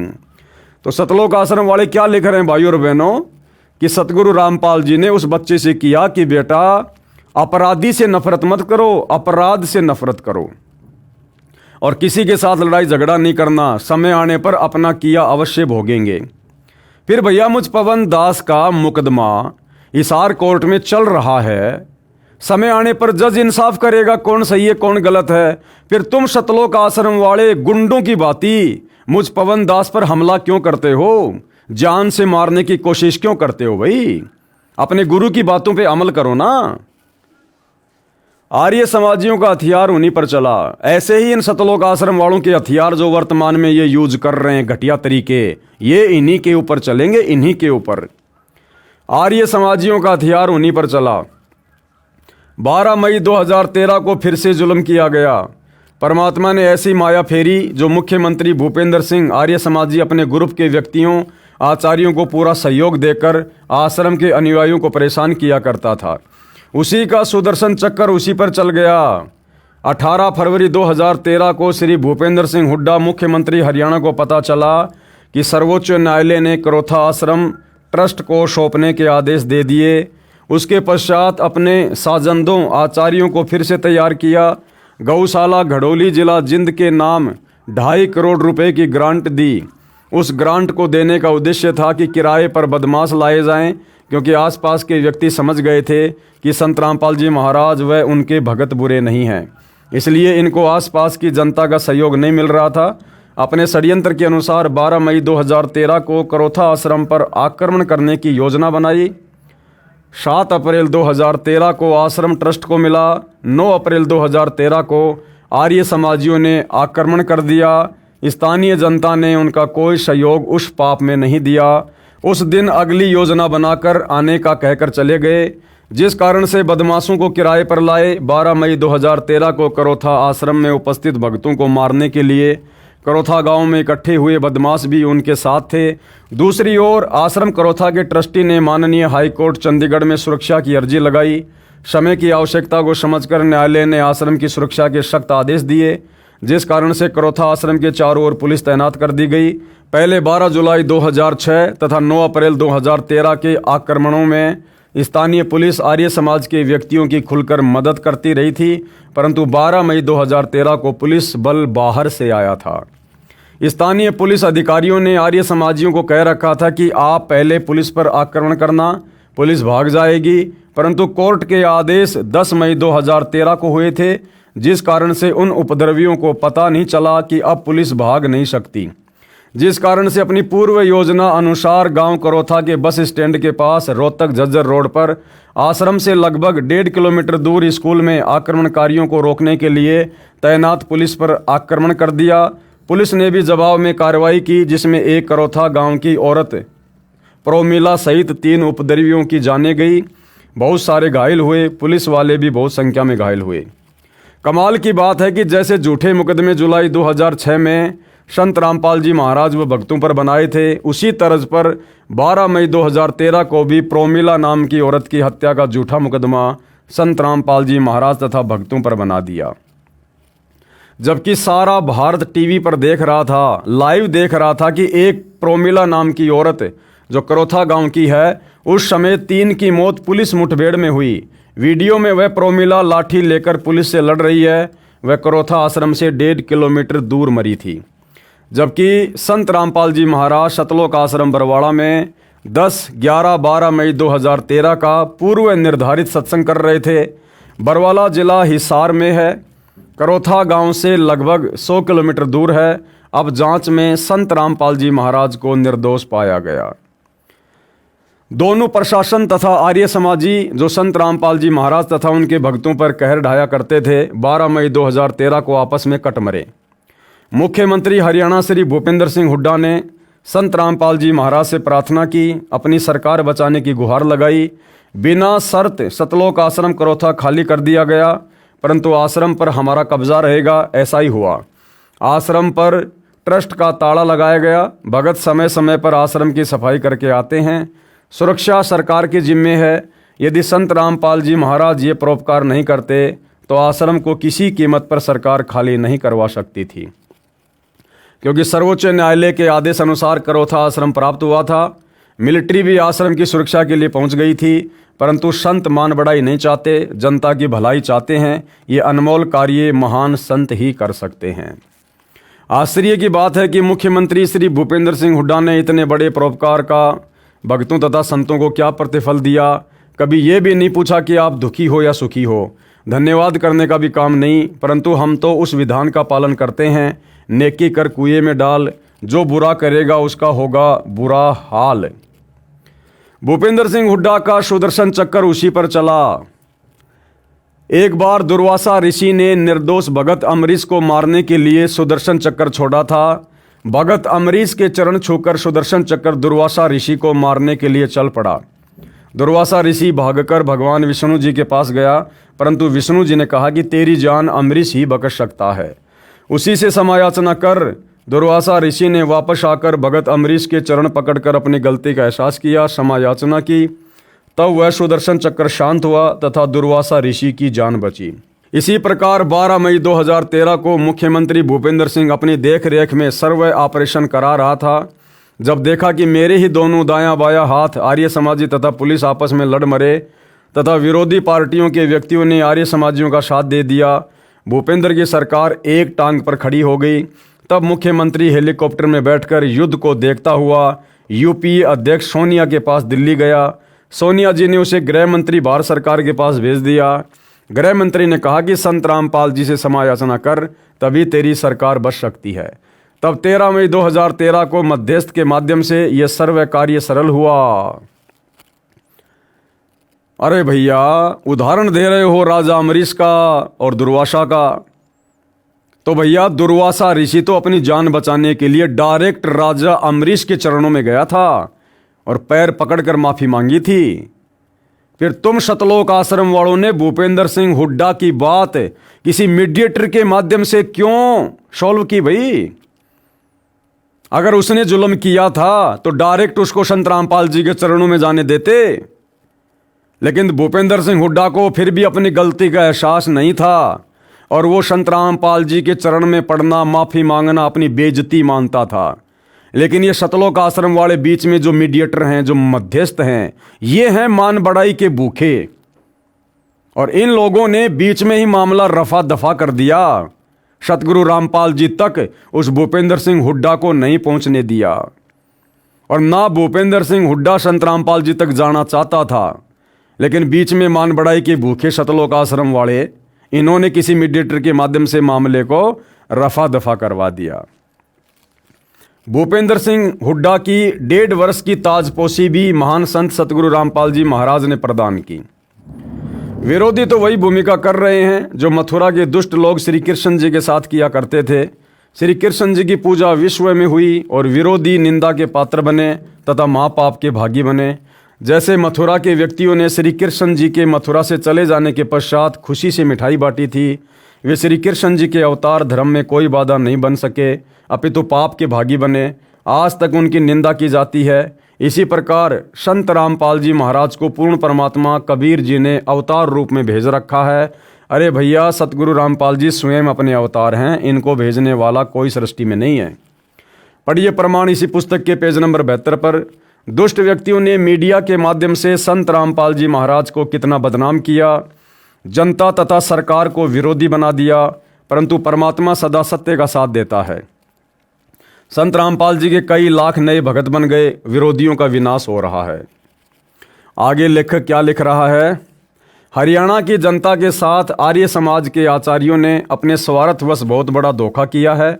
सतलोक आश्रम करोथा में सत्संग सुनकर हरियाणा के व्यक्ति संत रामपाल जी महाराज से दीक्षा लेकर सर्व बुराई त्याग कर निर्मल तथा सुखी जीवन जी रहे हैं। झूठी अफवाहें फैलाकर संत जी को बदनाम करके हरियाणा की जनता में घृणा का विष घोल दिया। झूठी अफवाहें फैलाकर। और बरवाला कांड 2014 में तमाम प्रकार की झूठी अफवाहें किसने फैलाई भाई?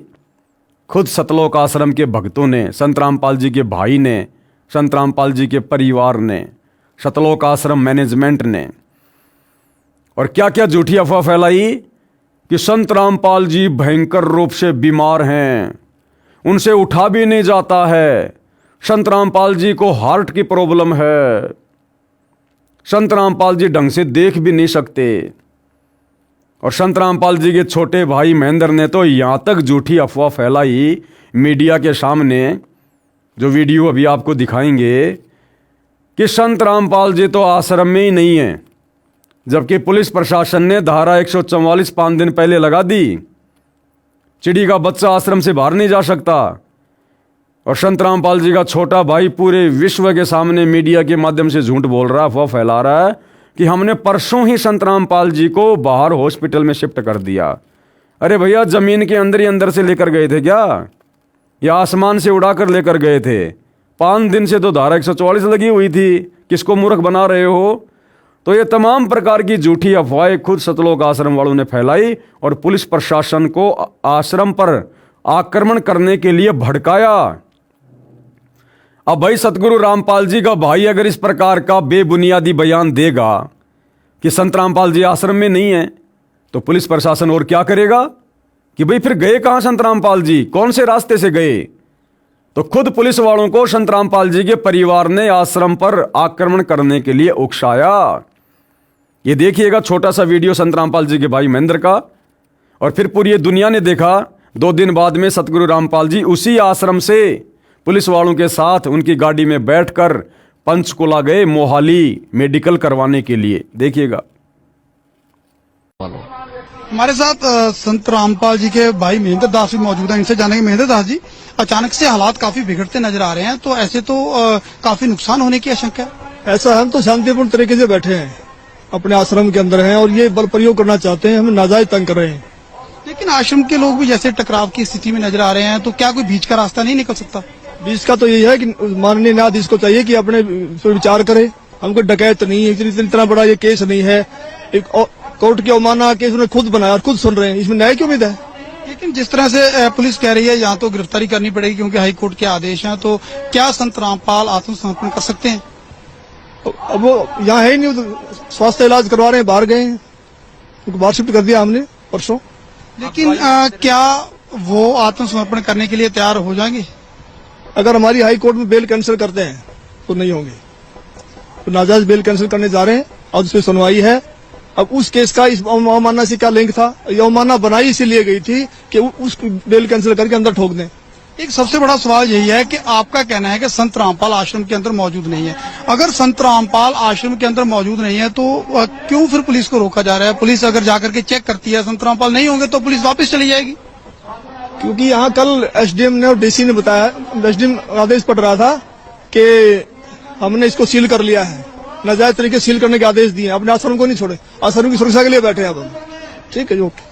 तो ये थे महेंद्र दास, संत रामपाल के भाई हैं और जो आश्रम के प्रवक्ता राज कपूर ने हमसे बात की। इनका कहना है कि आश्रम के लोग किसी भी हाल में पीछे नहीं हटेंगे, यानी कि अगर पुलिस आगे जाएगी तो इनका कहना है कि यह लोग अपनी जान तक देने के लिए तैयार हैं। यानी कि सीधा सीधा कह सकते हैं कि टकराव की स्थिति यहाँ पर पैदा हो चुकी है। अब देखना होगा कि ऐसे हालातों में आखिर इस मामले का निपटारा कैसे होगा, कैसे हाईकोर्ट के आदेश का पालन होगा और कैसे हो पाएगी संत रामपाल की गिरफ्तारी। कैमरामैन सुमित क्लियर के साथ नृपिंदर सिंह ब्राड, एबीपी न्यूज, बरवाला, हिसार। तो भाई और बहनों, करोथा कांड में जिस प्रकार से गांव वालों ने, आर्य समाजियों ने और सरकार ने जो भूमिका निभाई थी, वो सेम टू सेम भूमिका 2014 के करोथा कांड में सतगुरु रामपाल जी के परिवार ने, उनके दोनों बेटों ने, उनके भाई ने, उनके रिश्तेदारों ने और इन तमाम कोऑर्डिनेटरों ने निभाई है। झूठी अफवाहें फैलाकर संत जी को बदनाम करके हरियाणा की जनता में घृणा का विष घोल दिया, जिस कारण से हरियाणा की जनता संत रामपाल जी महाराज से घृणा करने लगी और आश्रम में जाना बंद कर दिया। अनमोल अवसर चूक रहे हैं। ये आचार्य यही चाहते हैं कि किसी तरह जनता संत रामपाल जी महाराज का सत्संग सुनना बंद कर दे, और वही कार्य बरवाला कांड में सतलोक आश्रम वालों ने किया कि लोग संत रामपाल जी का सत्संग ही सुनना बंद कर दें। संत रामपाल जी के विषय में ये आश्रम वाले प्रचार करते हैं कि हमारे गुरुजी कैंसर क्या, चाहे कैंसर का बाप क्यों ना हो, एक बार हमारे गुरुजी से नाम ले लो, छूमंतर हो जाएगा। हमारे गुरुजी मुर्दों को भी जिंदा कर देते हैं, मुर्दों को भी। ऐसी ऐसी बातें ये लोग ज्ञान प्रचार के माध्यम से, पुस्तक प्रचार के माध्यम से समाज में फैला रहे हैं। और बरवाला कांड में इन्हीं लोगों ने मीडिया के सामने दुनिया को यह भी संदेशा दिया कि आज की तारीख में हिंदुस्तान में संत रामपाल जी से बड़ा रोगी, बीमार आदमी दूसरा कोई नहीं है। एक छोटा सा वीडियो आपको दिखा देता हूं। उस समय सतलोक आश्रम के मीडिया प्रभारी राज कपूर का, जिसने साफ साफ मीडिया को कहा कि संत रामपाल जी की हालत बेड से उठने की भी नहीं है। डॉक्टरों ने सख्त मना कर रखा है, हार्ट के पेशेंट हैं, दिखाई भी ढंग से नहीं देता है संत रामपाल जी को। तो दुनिया ने वो वीडियो देखे मीडिया के माध्यम से। अब दुनिया इन बातों को सुनकर संत रामपाल जी का मजाक उड़ाएगी या उनके सत्संग सुनेगी कि एक तरफ तो यही भगत कहा करते थे कि हमारे गुरुजी कैंसर क्या, कैंसर के बाप को समाप्त कर देंगे, हमारे गुरुजी मुर्दे को जिंदा कर देते हैं, और आज इनके गुरु की ऐसी हालत हो रही है, खुद ये भगत कह रहे हैं। तो गुरु झूठा या भगत झूठा? और इस प्रकार से लोग संत रामपाल जी की निंदा करने लगे, उनको झूठा कहकर उन पर व्यंग करने लगे। देखिए छोटा सा वीडियो। संत रामपाल जी महाराज के खिलाफ प्रशासन ने यदि कानून की आड़ लेके, न्यायालय का भय दिखा के यदि कोई उन्हें फंसाने का प्रयास किया, उन्हें गिरफ्तार करने का, बीमारी की हालत में प्रयास किया, तो हम अपनी जान देकर उसका विरोध करेंगे। और उसके बावजूद यदि संत रामपाल जी महाराज भी इस हालात में खुद न्यायालय जाना चाहें तो संत रामपाल जी महाराज को भी हमारी 1 लाख लोगों की लाशों के ऊपर से गुजरना पड़ेगा। ये आज हमने निर्णय लिया है सर। इसलिए किसी भी सूरत में 17 तारीख तो क्या, उससे आगे भी हम संत रामपाल जी महाराज को किसी भी झूठे मुकदमे में न्यायालय में उपस्थित नहीं होने देंगे जब तक हम जिंदा हैं। 1 लाख लोग, ये 25 लाख भारत के अन्य हिस्सों में रहते हैं, वो सब के सब मरना पसंद करेंगे अन्याय को सहन करने के बजाय। तो भाई और बहनों, बताओ, जो भूमिका करोथा कांड के समय करोथा गांव वालों ने, आसपास के गांव वालों ने निभाई, प्रशासन ने निभाई, क्या वही की वही भूमिका 2014 बरवाला कांड में सतलोक आश्रम के भक्तों ने, सतगुरु रामपाल जी के परिवार ने नहीं निभाई? आप जियों की आंखों के सामने है। ये आचार्य यही चाहते थे कि किसी तरह जनता संत रामपाल जी महाराज का सत्संग सुनना बंद कर दे, जिससे महर्षि दयानंद के अज्ञान का पर्दाफाश न हो सके। परंतु दुष्ट आचार्यों ने 12 मई 2013 को जो पुनः आश्रम पर आक्रमण करके जनता के सामने स्पष्ट कर दिया कि कौन अच्छा है कौन बुरा है। अब हरियाणा के व्यक्ति भी दीक्षा लेकर अपना कल्याण करवा रहे हैं। दूर देश से आने वाले श्रद्धालुओं की तो गिनती ही नहीं है।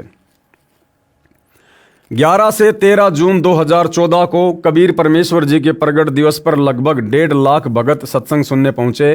12 एकड़ जमीन में सतलोक आश्रम बरवाड़ा बना है। इसके अतिरिक्त 6 एकड़ जमीन 4 दिन के लिए उधार ली गई। तब संगत को बैठाया। दूसरी ओर विरोधियों का नाश हो रहा है। वो तो भैया समय आने पर अपना कर्मफल सभी भोगते हैं। आप लोग भी जो 2014 बरवाला कांड के दोषी हैं और 2014 से वर्तमान समय तक सतगुरु रामपाल जी की गैर हाजिरी में संगत की मर्यादा तुड़वा कर आप लोग जो और दोषी बन रहे हो, भाई समय आने पर कर्मफल तो आपने भी भोगने पड़ेंगे।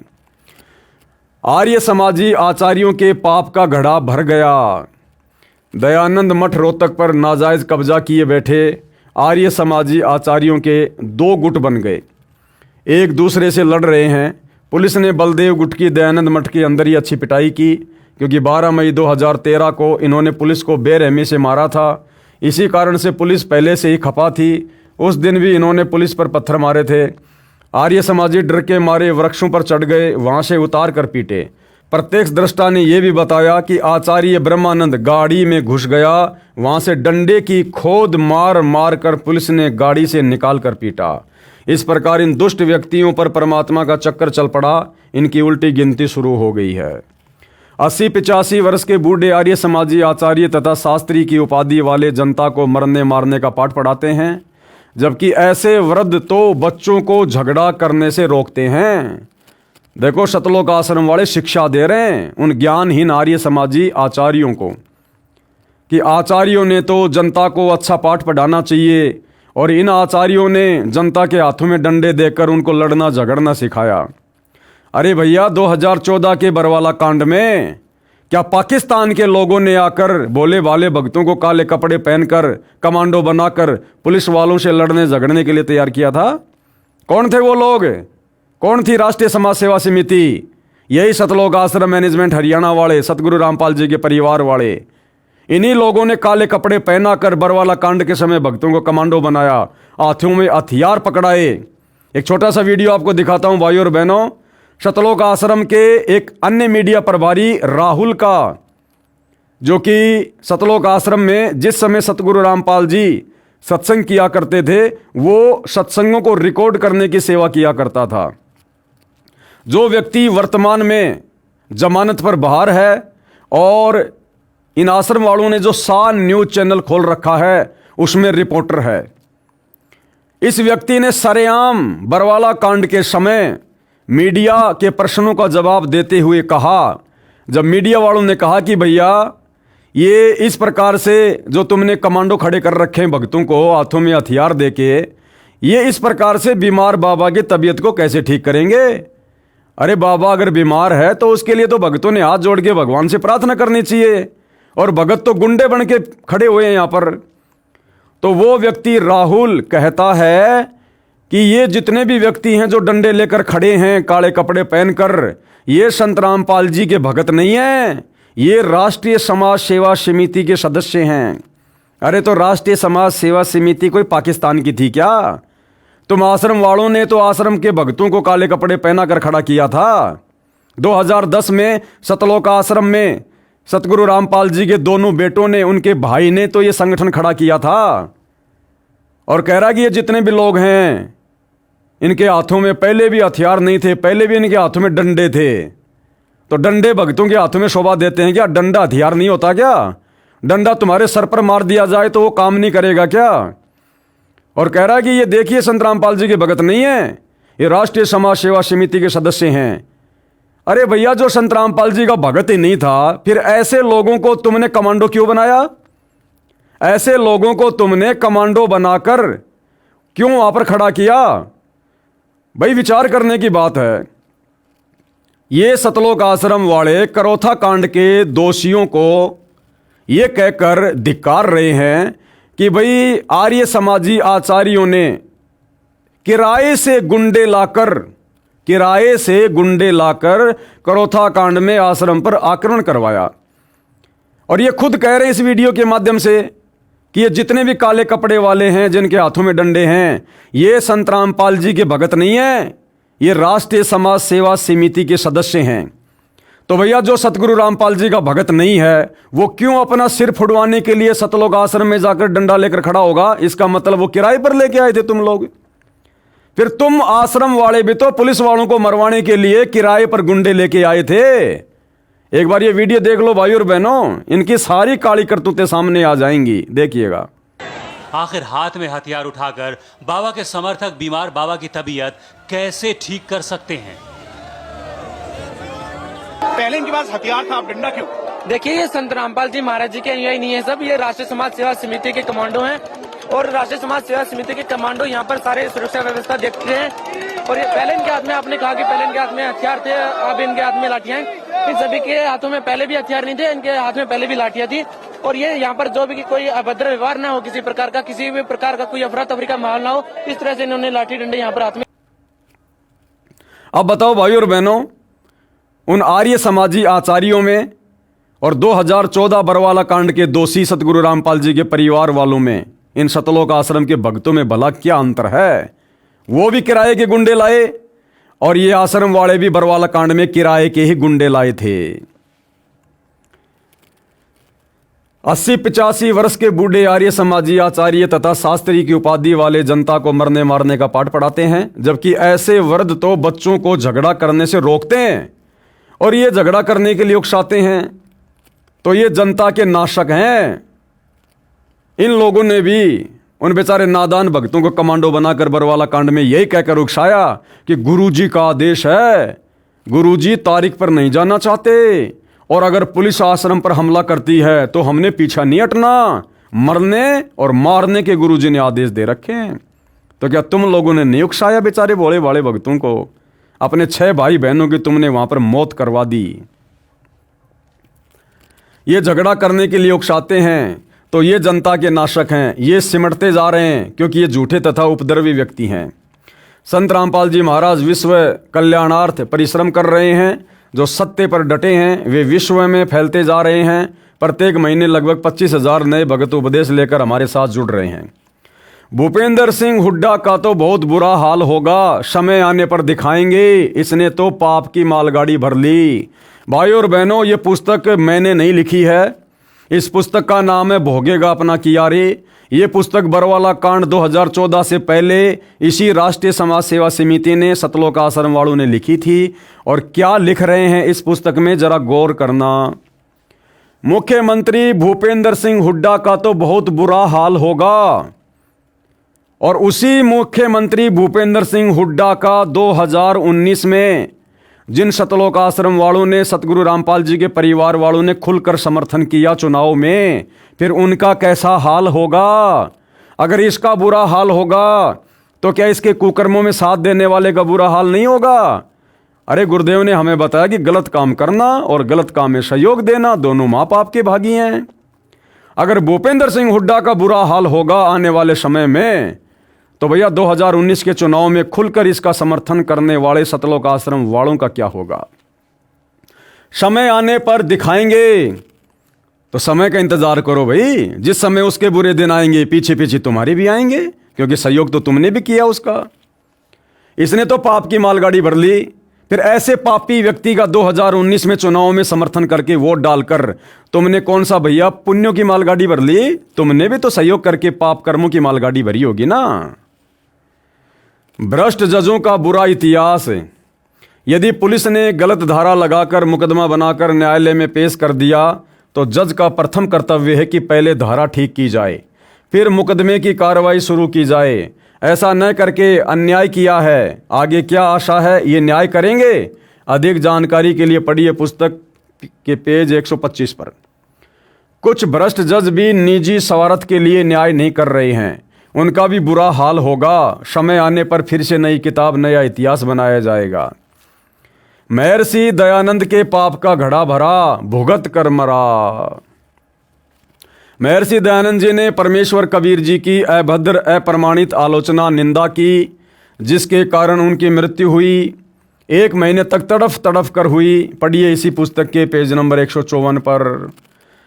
सतलोक आश्रम से जुड़ा भगत लिख रहा है इस पुस्तक भोगेगा अपना किया में कि महर्षि दयानंद का पाप का घड़ा भरा और जिस प्रकार से उसने कबीर जी की आलोचना की, निंदा की, उसका परिणाम उसको भुगतना पड़ा। वो अंत में तड़फ तड़फ के मरा।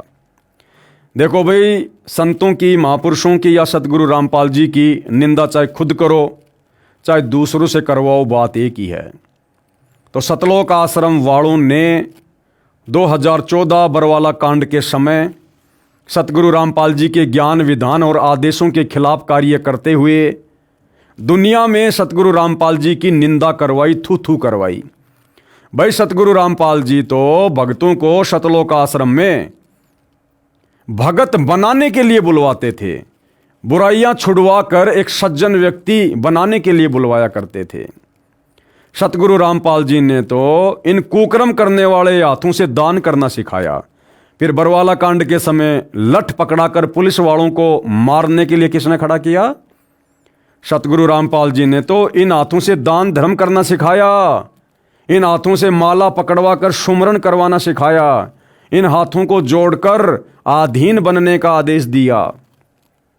फिर बरवाला कांड में उन्हीं भक्तों को काले कपड़े पहनाकर, कमांडो बनाकर, उनके हाथों में लठ, पत्थर, पेट्रोल बम पकड़ाकर पुलिस वालों के सामने मरने मारने के लिए किसने खड़ा किया?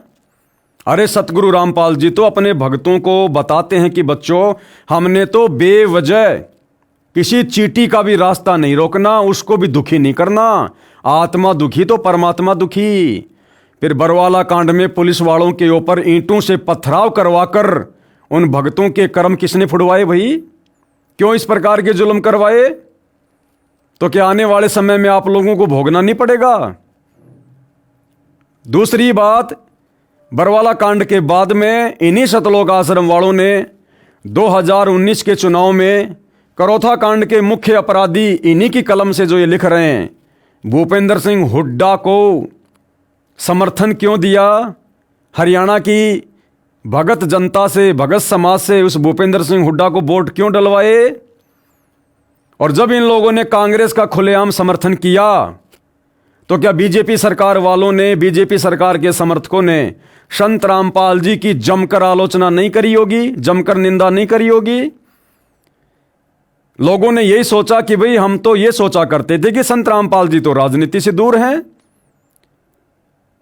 और संत रामपाल जी अपने सत्संगों में भी कहते हैं कि हम तो एक गैर राजनीतिक संस्था चलाते हैं, हमारा राजनीति और किसी राजनेता से कोई लेना देना ही नहीं है। और अब क्या हो गया? जेल जाते ही संत रामपाल जी ने अपने पैतरे क्यों बदल दिए? क्योंकि जनता को यह थोड़ी पता कि ये सारे के सारे कुकर्म उनकी आड़ में उनका परिवार कर रहा है। जनता तो यही समझेगी बाबा रामपाल कर रहा है, और जेल में बाबा रामपाल जी को दुखी किया जा रहा होगा सरकार के द्वारा। इसलिए बाबा रामपाल जी ने राजनेताओं का दामन पकड़ लिया होगा। तो क्या जनता ने 2019 में जो बीजेपी के समर्थक थे, क्या सतगुरु रामपाल जी की जमकर आलोचना नहीं की कि ये बाबा भी आ गया राजनीति में? अरे संतों का काम क्या है राजनीति में? पहले वाले बाबा थोड़े थे क्या आसाराम राम रहीम राजनीति करने वाले? जो बाबा रामपाल भी कूद गया राजनीति के मैदान में। और जब सतलोक आश्रम वालों ने हरियाणा समेत पूरे भारतवर्ष में 2019 में कांग्रेस सरकार का समर्थन बाबा के भक्तों से करवाया, तो क्या बीजेपी वालों ने बाबा रामपाल को गालियां नहीं दी होंगी जम के कि ये काहे का बाबा है? बाबा कभी राजनीति में आते हैं क्या? बाबा है तो अपनी भक्ति करो, भक्तों से भक्ति करवाओ। राजनीति करने वालों की कमी है दुनिया में? जमकर आलोचना की होगी तो भैया आलोचना या निंदा चाहे खुद भगत करो अपने गुरु की, चाहे अपने कुकर्मों से जनता से करवाओ, बात एक ही है। फिर 2024 में इन्हीं सतलोक आश्रम वालों ने बीजेपी सरकार का दामन पकड़ लिया, कांग्रेस को छोड़ दिया, और पूरे भारत में इन्हीं आश्रम वालों ने सतगुरु का नाम लेकर बेचारे भोले भाले भक्तों से बीजेपी सरकार का समर्थन करवाया। जगह जगह बीजेपी की रैलियों में भक्तों को भेजा और बीजेपी को वोट डलवाए। और यहां तक डरा दिया कि जो भगत बीजेपी को वोट नहीं डालेगा उसको आश्रम में एंट्री नहीं होगी। उसके बाद वो कांग्रेस वाले संत रामपाल जी की आलोचना करने लग गए, निंदा करने लग गए, गालियां निकालने लग गए कि ये बाबा रामपाल तो बड़ा दोगला आदमी है। पहले तो कांग्रेस के साथ था, अब बीजेपी के साथ चला गया।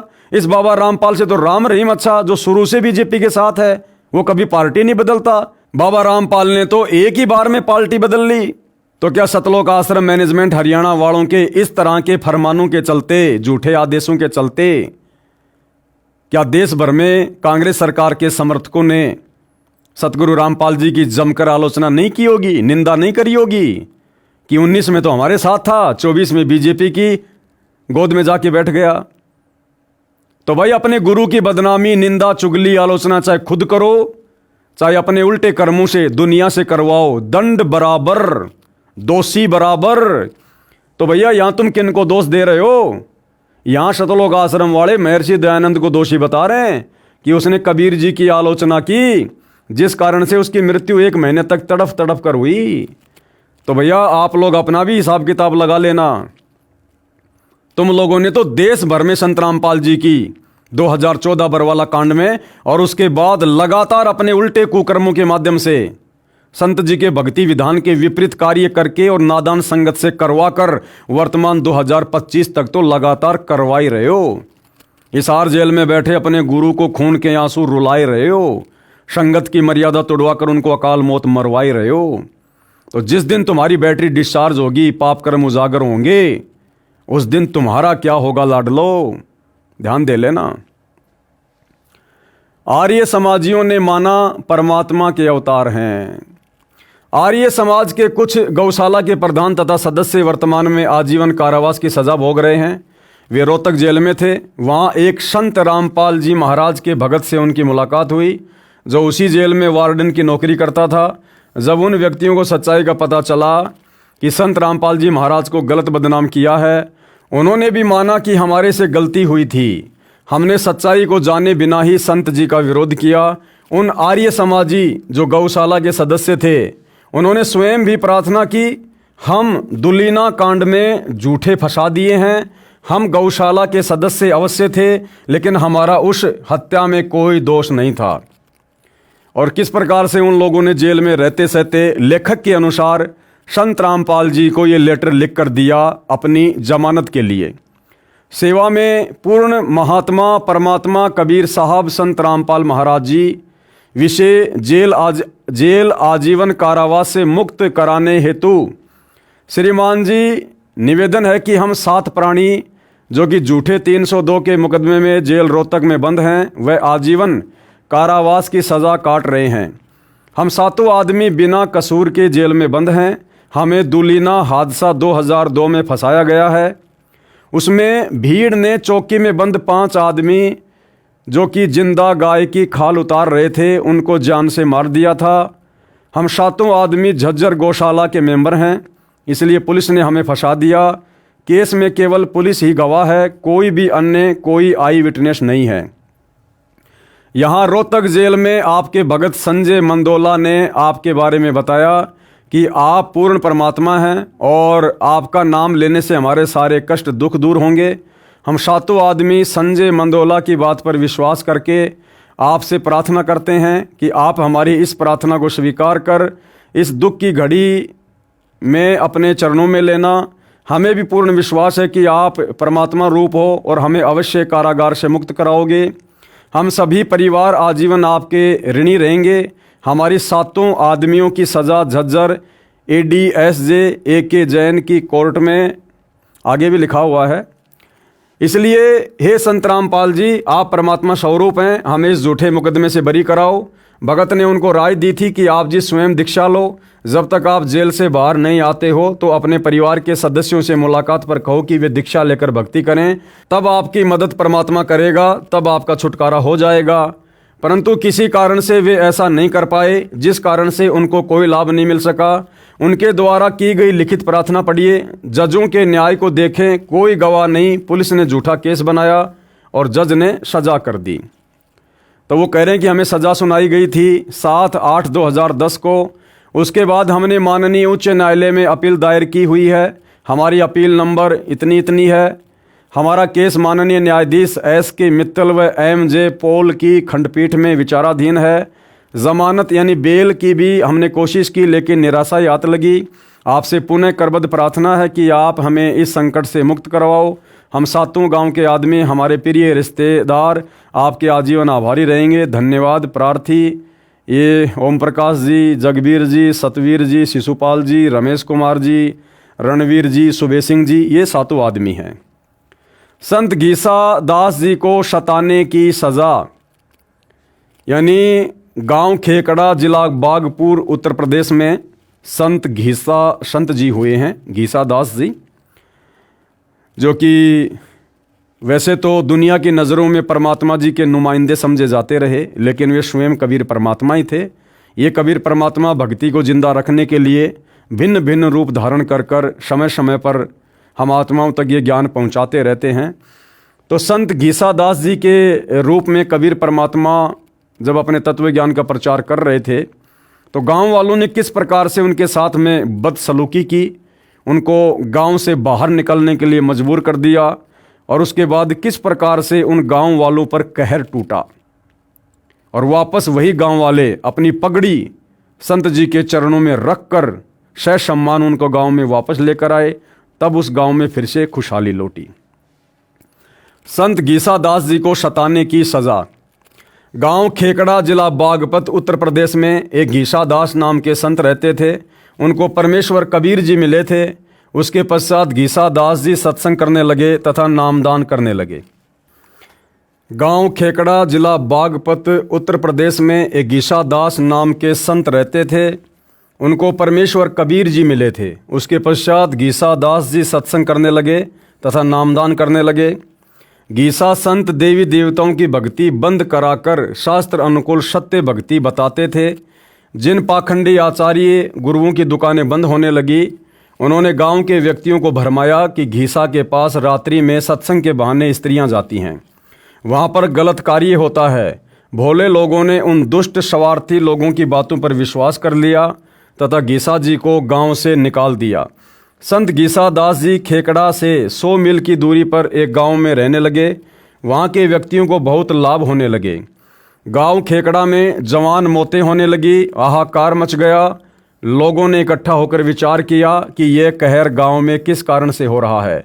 कुछ एक नेक व्यक्तियों ने कहा कि कबीर जी की वाणी है, भाई जिस मंडल साधु नहीं, यानी जिस क्षेत्र में साधु संत भगत नहीं रहते, जैसे बिन नदी नहीं गुंजार और बिना नदी के वहाँ पर खुशहाली नहीं होती है। तज हंसा वो देश अड़ा, ऐसे देश को, ऐसे क्षेत्र को छोड़ देना चाहिए। वहाँ जम की मोटी मार, वहाँ तो काल बैठा हुआ है, कभी भी आपत्ति आ सकती है। भावार्थ है, जैसे जिस क्षेत्र में नदी नहरें नहीं होती वहाँ का क्षेत्र खुशहाल नहीं हो सकता। वहाँ बाग बगीचे न होने से भंवरों की गुंजार नहीं होती, अर्थात वह क्षेत्र उज्जड़ होता है। इसी प्रकार जिस क्षेत्र में संत नहीं होता वहाँ पर यम अर्थात बुरी शक्तियों का उपद्रव होता रहता है। उस क्षेत्र के व्यक्ति बहुत कष्ट झेलते रहते हैं। इसलिए ही भगत का उस देश अर्थात क्षेत्र को त्याग देना ही हित होता है। भगवान से डरने वाले खेकड़ा गांव के व्यक्ति कह रहे थे कि हमने घीसा भगत को गांव से निकाल दिया, शायद इसी कारण से ये सब दुख गांव पर पड़ा है। परंतु उस बात पर कोई ध्यान नहीं दिया गया। कई वर्ष तक घनी जनहानि होने के पश्चात किसी जंतर मंत्र करने वाले ने बताया कि उस भगत घीसा जी को वापस लाओ, तभी बसोगे। संत घीसा दास जी को प्रार्थना करके वापस लाया गया। उस समय भी कुछ सिरफिरे विरोध कर रहे थे, परंतु धार्मिक व्यक्तियों तथा सभ्य समाज ने उन दुष्टों की बात नहीं मानी। संत घीसा दास जी को वापस गांव खेकड़ा में लाया गया। उसके पश्चात वह गांव सुख से बसा। अब भाइयों और बहनों, लेखक कह रहा है कि उस घीसा संत जी को गांव वाले वापस खेकड़ा में लेके आए, तब जाकर उस गांव में खुशहाली आई, मौत का तांडव बंद हुआ। और 2014 बरवाला कांड में तो खुद भक्तों ने अपने भगवान को, अपने गुरु को अपनी मनमानी हरकतों के चलते बरवाला कांड करवाकर हिसार जेल में बैठने के लिए मजबूर कर दिया। इसीलिए तो आज सतगुरु रामपाल जी की संगत पर कहर टूट रहा है। गांव का नंबरदार जो बहुत बड़ा किसान जाट था, जिसके पास 900 बीघा अर्थात 500 एकड़ जमीन थी, वह ज्ञान को समझकर संत घीसा जी का शिष्य बना, जिसका नाम था जीता जाट नंबरदार। पूरा गांव संत घीसा दास जी का भगत बनकर सुख से बसा। संत घीसा दास जी का जन्म सन 1803 में खेकड़ा गांव में हुआ था। 30 वर्ष की आयु में सन 1833 में गांव से निकाले गए, फिर कई वर्ष के पश्चात वापस लाए गए। तब से आज तक उस खेकड़ा गांव में संत घीसा दास जी के नाम का मेला भरता है। उनकी अमृतवाणी का पाठ तथा सत्संग होता है। इसी प्रकार संत को सजाने के कारण उस क्षेत्र करोथा आश्रम के आसपास का क्षेत्र की ये हालत हो रही है। एक गांव में एक वर्ष में 100 जवान मौत हो जाना, इससे बड़ा कहर क्या होगा। अब विचार करो भाइयों और बहनों, करोथा कांड के बाद जिन करोथा गांव वालों ने और करोथा गांव के आसपास वालों ने करोथा कांड में मुख्य भूमिका निभाई थी, लेखक के अनुसार कुछ ही दिनों में लगभग साल भर के अंदर अंदर उन गांव वालों के ऊपर कहर टूटना शुरू हो गया। क्यों? क्योंकि असल में वो लोग करोथा कांड के दोषी थे। अब भाइयों और बहनों, यदि बरवाला कांड 2014 में बरवाला कांड के दोषी बरवाला के आसपास के लोग होते, आर्य समाजी होते, तो भाइयों और बहनों आज 11 साल हो गई बरवाला कांड को। 2014 में हुआ था, 2025 जाने वाली है, 11 साल हो गई। अगर बरवाला कांड 2014 में बरवाला के आसपास के लोगों का, आर्य समाजियों का कोई हाथ होता, तो भाइयों और बहनों बरवाला गांव वालों का तो बाढ़ भी बांका नहीं हो रहा। बाढ़ भी बांका 11 साल हो गई।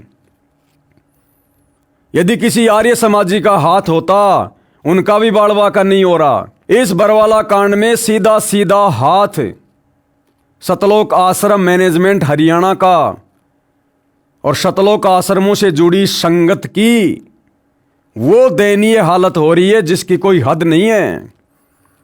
ये आश्रम वाले संगत की मौत की खबरों को अपनी बेइज्जती के कारण सार्वजनिक नहीं करते। अन्यथा 2014 बरवाला कांड से लेकर वर्तमान समय तक लाखों की संख्या में संत रामपाल जी के भगत अकाल मौत मरे। इनके बड़े बड़े कोऑर्डिनेटर अकाल मौत मरे। बिहार का कोऑर्डिनेटर राजदेव बाबू बाथरूम में बैठा बैठा हार्ट अटैक से मरा। जम्मू कश्मीर का स्टेट कोऑर्डिनेटर ताराचंद तड़फ तड़फ के मरा। इनके मध्य प्रदेश के संभागीय कोऑर्डिनेटर जो कि पेशे से टीचर थे, फांसी खाकर मरा। अन्य बहुत सारे कोऑर्डिनेटर अकाल मौत मरे। और आने वाले समय में इन मुख्य लोगों का क्या होगा जब इनकी बैटरी डिस्चार्ज होगी। तो भैया करोथा गांव वालों को, डिग्गल गांव वालों को तो साल भर में दंड मिलना शुरू हो गया था, क्योंकि वो लोग असल में करोथा कांड के दोषी थे। लेकिन बरवाला कांड में अगर बरवाला के आसपास के गांव वाले आर्य समाजियों की या लोगों की कोई भूमिका होती, तो भैया उनके ऊपर भी कहर टूटना चाहिए था। लेकिन बाल विवाह का नहीं हुआ और आश्रमों से जुड़ी संगत आए दिन अकाल मौत मर रही है, अकाल मौत। और जिस दिन इस बरवाला कांड के मुख्य दोषियों का नंबर आएगा, उनका पाप का घड़ा भरेगा, उस समय उनकी भी दुर्गति होगी। ये ना सोचना कि फिलहाल संत रामपाल जी के परिवार पर, बड़े बड़े कोऑर्डिनेटरों पर, जिन्होंने राष्ट्रीय समाज सेवा समिति बनाकर 2014 में भक्तों को भरमाकर, कमांडो बनाकर, हाथों में हथियार देकर पुलिस के सामने मरने मारने को खड़ा कर दिया और खुद पीछे खड़े रहे, इन आश्रम वालों का अभी तक नंबर क्यों नहीं आया मुख्य लोगों का? तो भैया नंबर तो अभी तक करोथा कांड के मुख्य दोषी भूपेंद्र सिंह हुड्डा का भी नहीं आया, जबकि बाकी लोगों की दुर्गति हो गई, क्योंकि भूपेंद्र सिंह हुड्डा के पास में अभी पूर्व जन्म की भक्ति कमाई शेष है। और जिस दिन वो खत्म होगी, पाप का घड़ा भरेगा। ये आश्रम वाले खुद ही कह रहे हैं कि दुनिया देखेगी, वो दुर्गति होगी। तो ठीक इसी प्रकार बरवाला कांड के मुख्य दोषी सतगुरु रामपाल जी के परिवार के पास अभी पिछले जन्म की भक्ति मड़ाई है। वर्तमान में भी काफ़ी उन्होंने संत के साथ में रह के सेवा की है। तो भैया थोड़ी बहुत उनकी बैटरी चार्ज है, और जिस दिन वो डिस्चार्ज होगी उस दिन देखना आप भोगेगा अपना किया रे। अब भी आंखें बंद करके कष्ट झेल रहे हैं। अहंकार जीव का शत्रु होता है, नम्र व्यक्ति ही सफल होता है। उपरोक्त कथा का ये अर्थ न लगाना कि हम संत रामपाल जी महाराज को वापस करोथा आश्रम लाने के लिए आप जी को प्रेरित कर रहे हैं। परमात्मा के भेजे अवतार संत रामपाल जी महाराज ने ऐसा ज्ञान करा दिया जिस कारण से हमारे लिए करोथा आश्रम और बरवाला आश्रम कोई मायने नहीं रखता। हमारे लिए तो पूरी पृथ्वी अपनी सी हो गई है, फिर क्यों जगह जगह सतलोक आश्रम खोलकर धर्म को धंधा बना के बैठ गए तुम? अगर सारी पृथ्वी एक जैसी है तो सभी भक्तों को अपने घर पर बैठकर भक्ति करने दो। जब गुरुजी आ जाएंगे तब भोले भगत आश्रम में आ जाएंगे। क्यों बेचारी नादान संगत का हिंडोला बना रखा तुम लोगों ने अपने धार्मिक धंधे के लिए? इनकी करनी और कथनी में रात दिन का अंतर है भाई और बहनों। हमारे लिए तो पूरी पृथ्वी अपनी सी हो गई है। विश्व के भाई बहन, बेटा बेटी तथा वरिष्ठ नागरिक अपने से लगते हैं। जहाँ भी हमारे मालिक हमारे गुरुदेव रहेंगे हमारे लिए अमरलोक है, वहीं से हम मानव हित का कार्य करते रहेंगे। तो गुरुदेव तो वर्तमान में भैया हिसार जेल में है, फिर तुम हिसार जेल में बैठ के सारा काम करो ना। आश्रम क्यों खोल लिए फिर तुम लोगों ने जगह जगह? तो इनकी करनी और कथनी में रात दिन का अंतर है भाई और बहनों। वहीं से हमारे गुरुदेव जी दीक्षा देकर जीव कल्याण करते रहेंगे, परंतु वे व्यक्ति रोया करेंगे जो दुष्ट आर्य समाजियों के आचार्यों शास्त्रियों से भ्रमित होकर संत तथा भक्तों को सताकर महापाप के भागी बने रहेंगे। आर्य समाजी बुरे नहीं। अब पुस्तक का लेखक क्या कह रहा है कि आर्य समाज से जुड़े जो व्यक्ति हैं वो गलत नहीं है। गलत कौन है? जो आर्य समाज के आचार्य हैं, जो अपने स्वार्थों के चलते आम जनता को भ्रमित करते हैं। आम आर्य समाजी बुरे नहीं। आर्य समाज के सामान्य व्यक्ति बुरे नहीं हैं। वे हमारे लिए पराये नहीं हैं। वे हमारे भाई बहन, मामा फूफा चाचे ताऊ हैं। हमारे आपस में गहरे रिश्ते हैं, परंतु वे इन दुष्ट जनता नाशक आचार्यों को नेक तथा सच्चे व्यक्ति मानते हैं। ये वास्तव में दुष्ट, एक नंबर के झूठे तथा पाखंडी हैं। इसी प्रकार वर्तमान में सतगुरु रामपाल जी की संगत में जो दो भाग हो गए हैं, एक तो ये सतलोक आश्रम वाले और दूसरा साध संगति। और हम साध संगति वाले जो बार बार वीडियो बनाकर संदेशा देते हैं, तो भाई इसी प्रकार हम भी संगत से प्रार्थना करते हैं कि आम संगत बुरी नहीं है। आम संगत को तो इन दुष्ट सतलोक आश्रम वालों ने, सतगुरु रामपाल जी के नालायक परिवार वालों ने अपने धार्मिक धंधे के लिए, स्वार्थों के लिए भ्रमित कर रखा है।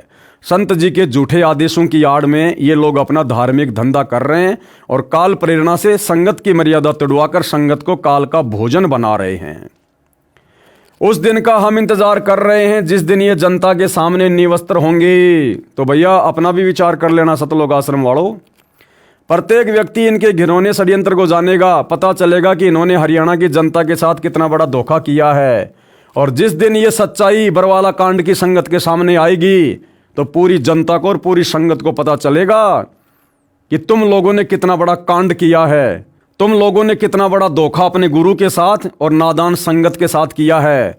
क्या तुम निर्वस्त्र नहीं होगे भाई?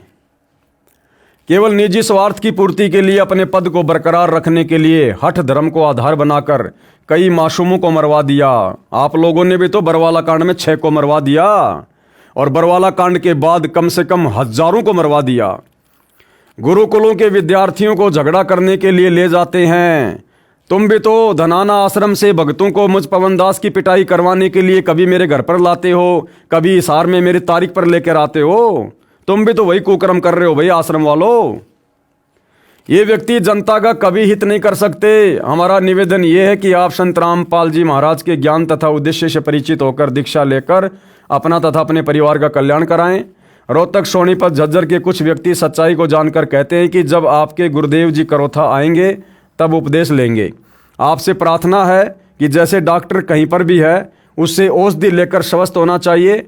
हम आप जी को परमात्मा से मिलने वाला सुख प्राप्त करने की राय दे रहे हैं, जो लाभ भारत के कोने कोने से आकर भगत प्रदान कर रहे हैं। हरियाणा की जनता पीछे क्यों रहे?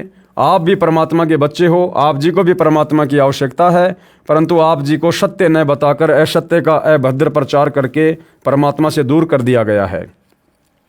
साधना टीवी पर शाम 7:30 से 8:30 बजे तक संत रामपाल जी महाराज का 1 घंटा सत्संग चलता है। वह सुनो, सत्य को जानो और अपना मानव जीवन सफल करो, यही निवेदन है। संत गरीबदास जी को सताने का फल। अब लेखक एक छोटी सी कथा सुना रहा है जो कि सतगुरु रामपाल जी ने अपनी पुस्तक ज्ञान गंगा में भी लिखा हुआ है कि एक बार आदरणीय गरीबदास जी को कुछ लोगों ने, जो कि छारा गांव के थे, उन्होंने कुछ पंडितों के कहने पर ब्राह्मणों के बहकाव में आकर उनके साथ में बुरा बर्ताव किया और आगे चलकर किस प्रकार से उसकी दुर्गति हुई। संत गरीबदास जी को सताने का फल। तो भाई और बहनों, आज के इस वीडियो में जो कि पुस्तक भोगेगा अपना किया के ऊपर बनाए जा रहे हैं, आज हम केवल इतना ही लेंगे और साथ में हमने बहुत सारी शिक्षाएं लेनी है। भाई और बहनों, भगत की करनी और कथनी में अंतर नहीं होना चाहिए, अन्यथा परमात्मा जी की वाणी है कि करनी तज कथनी कथ अज्ञानी दिन रात, और कुत्ते ज्यों भौंकत फिरे सुनी सुनाई बात।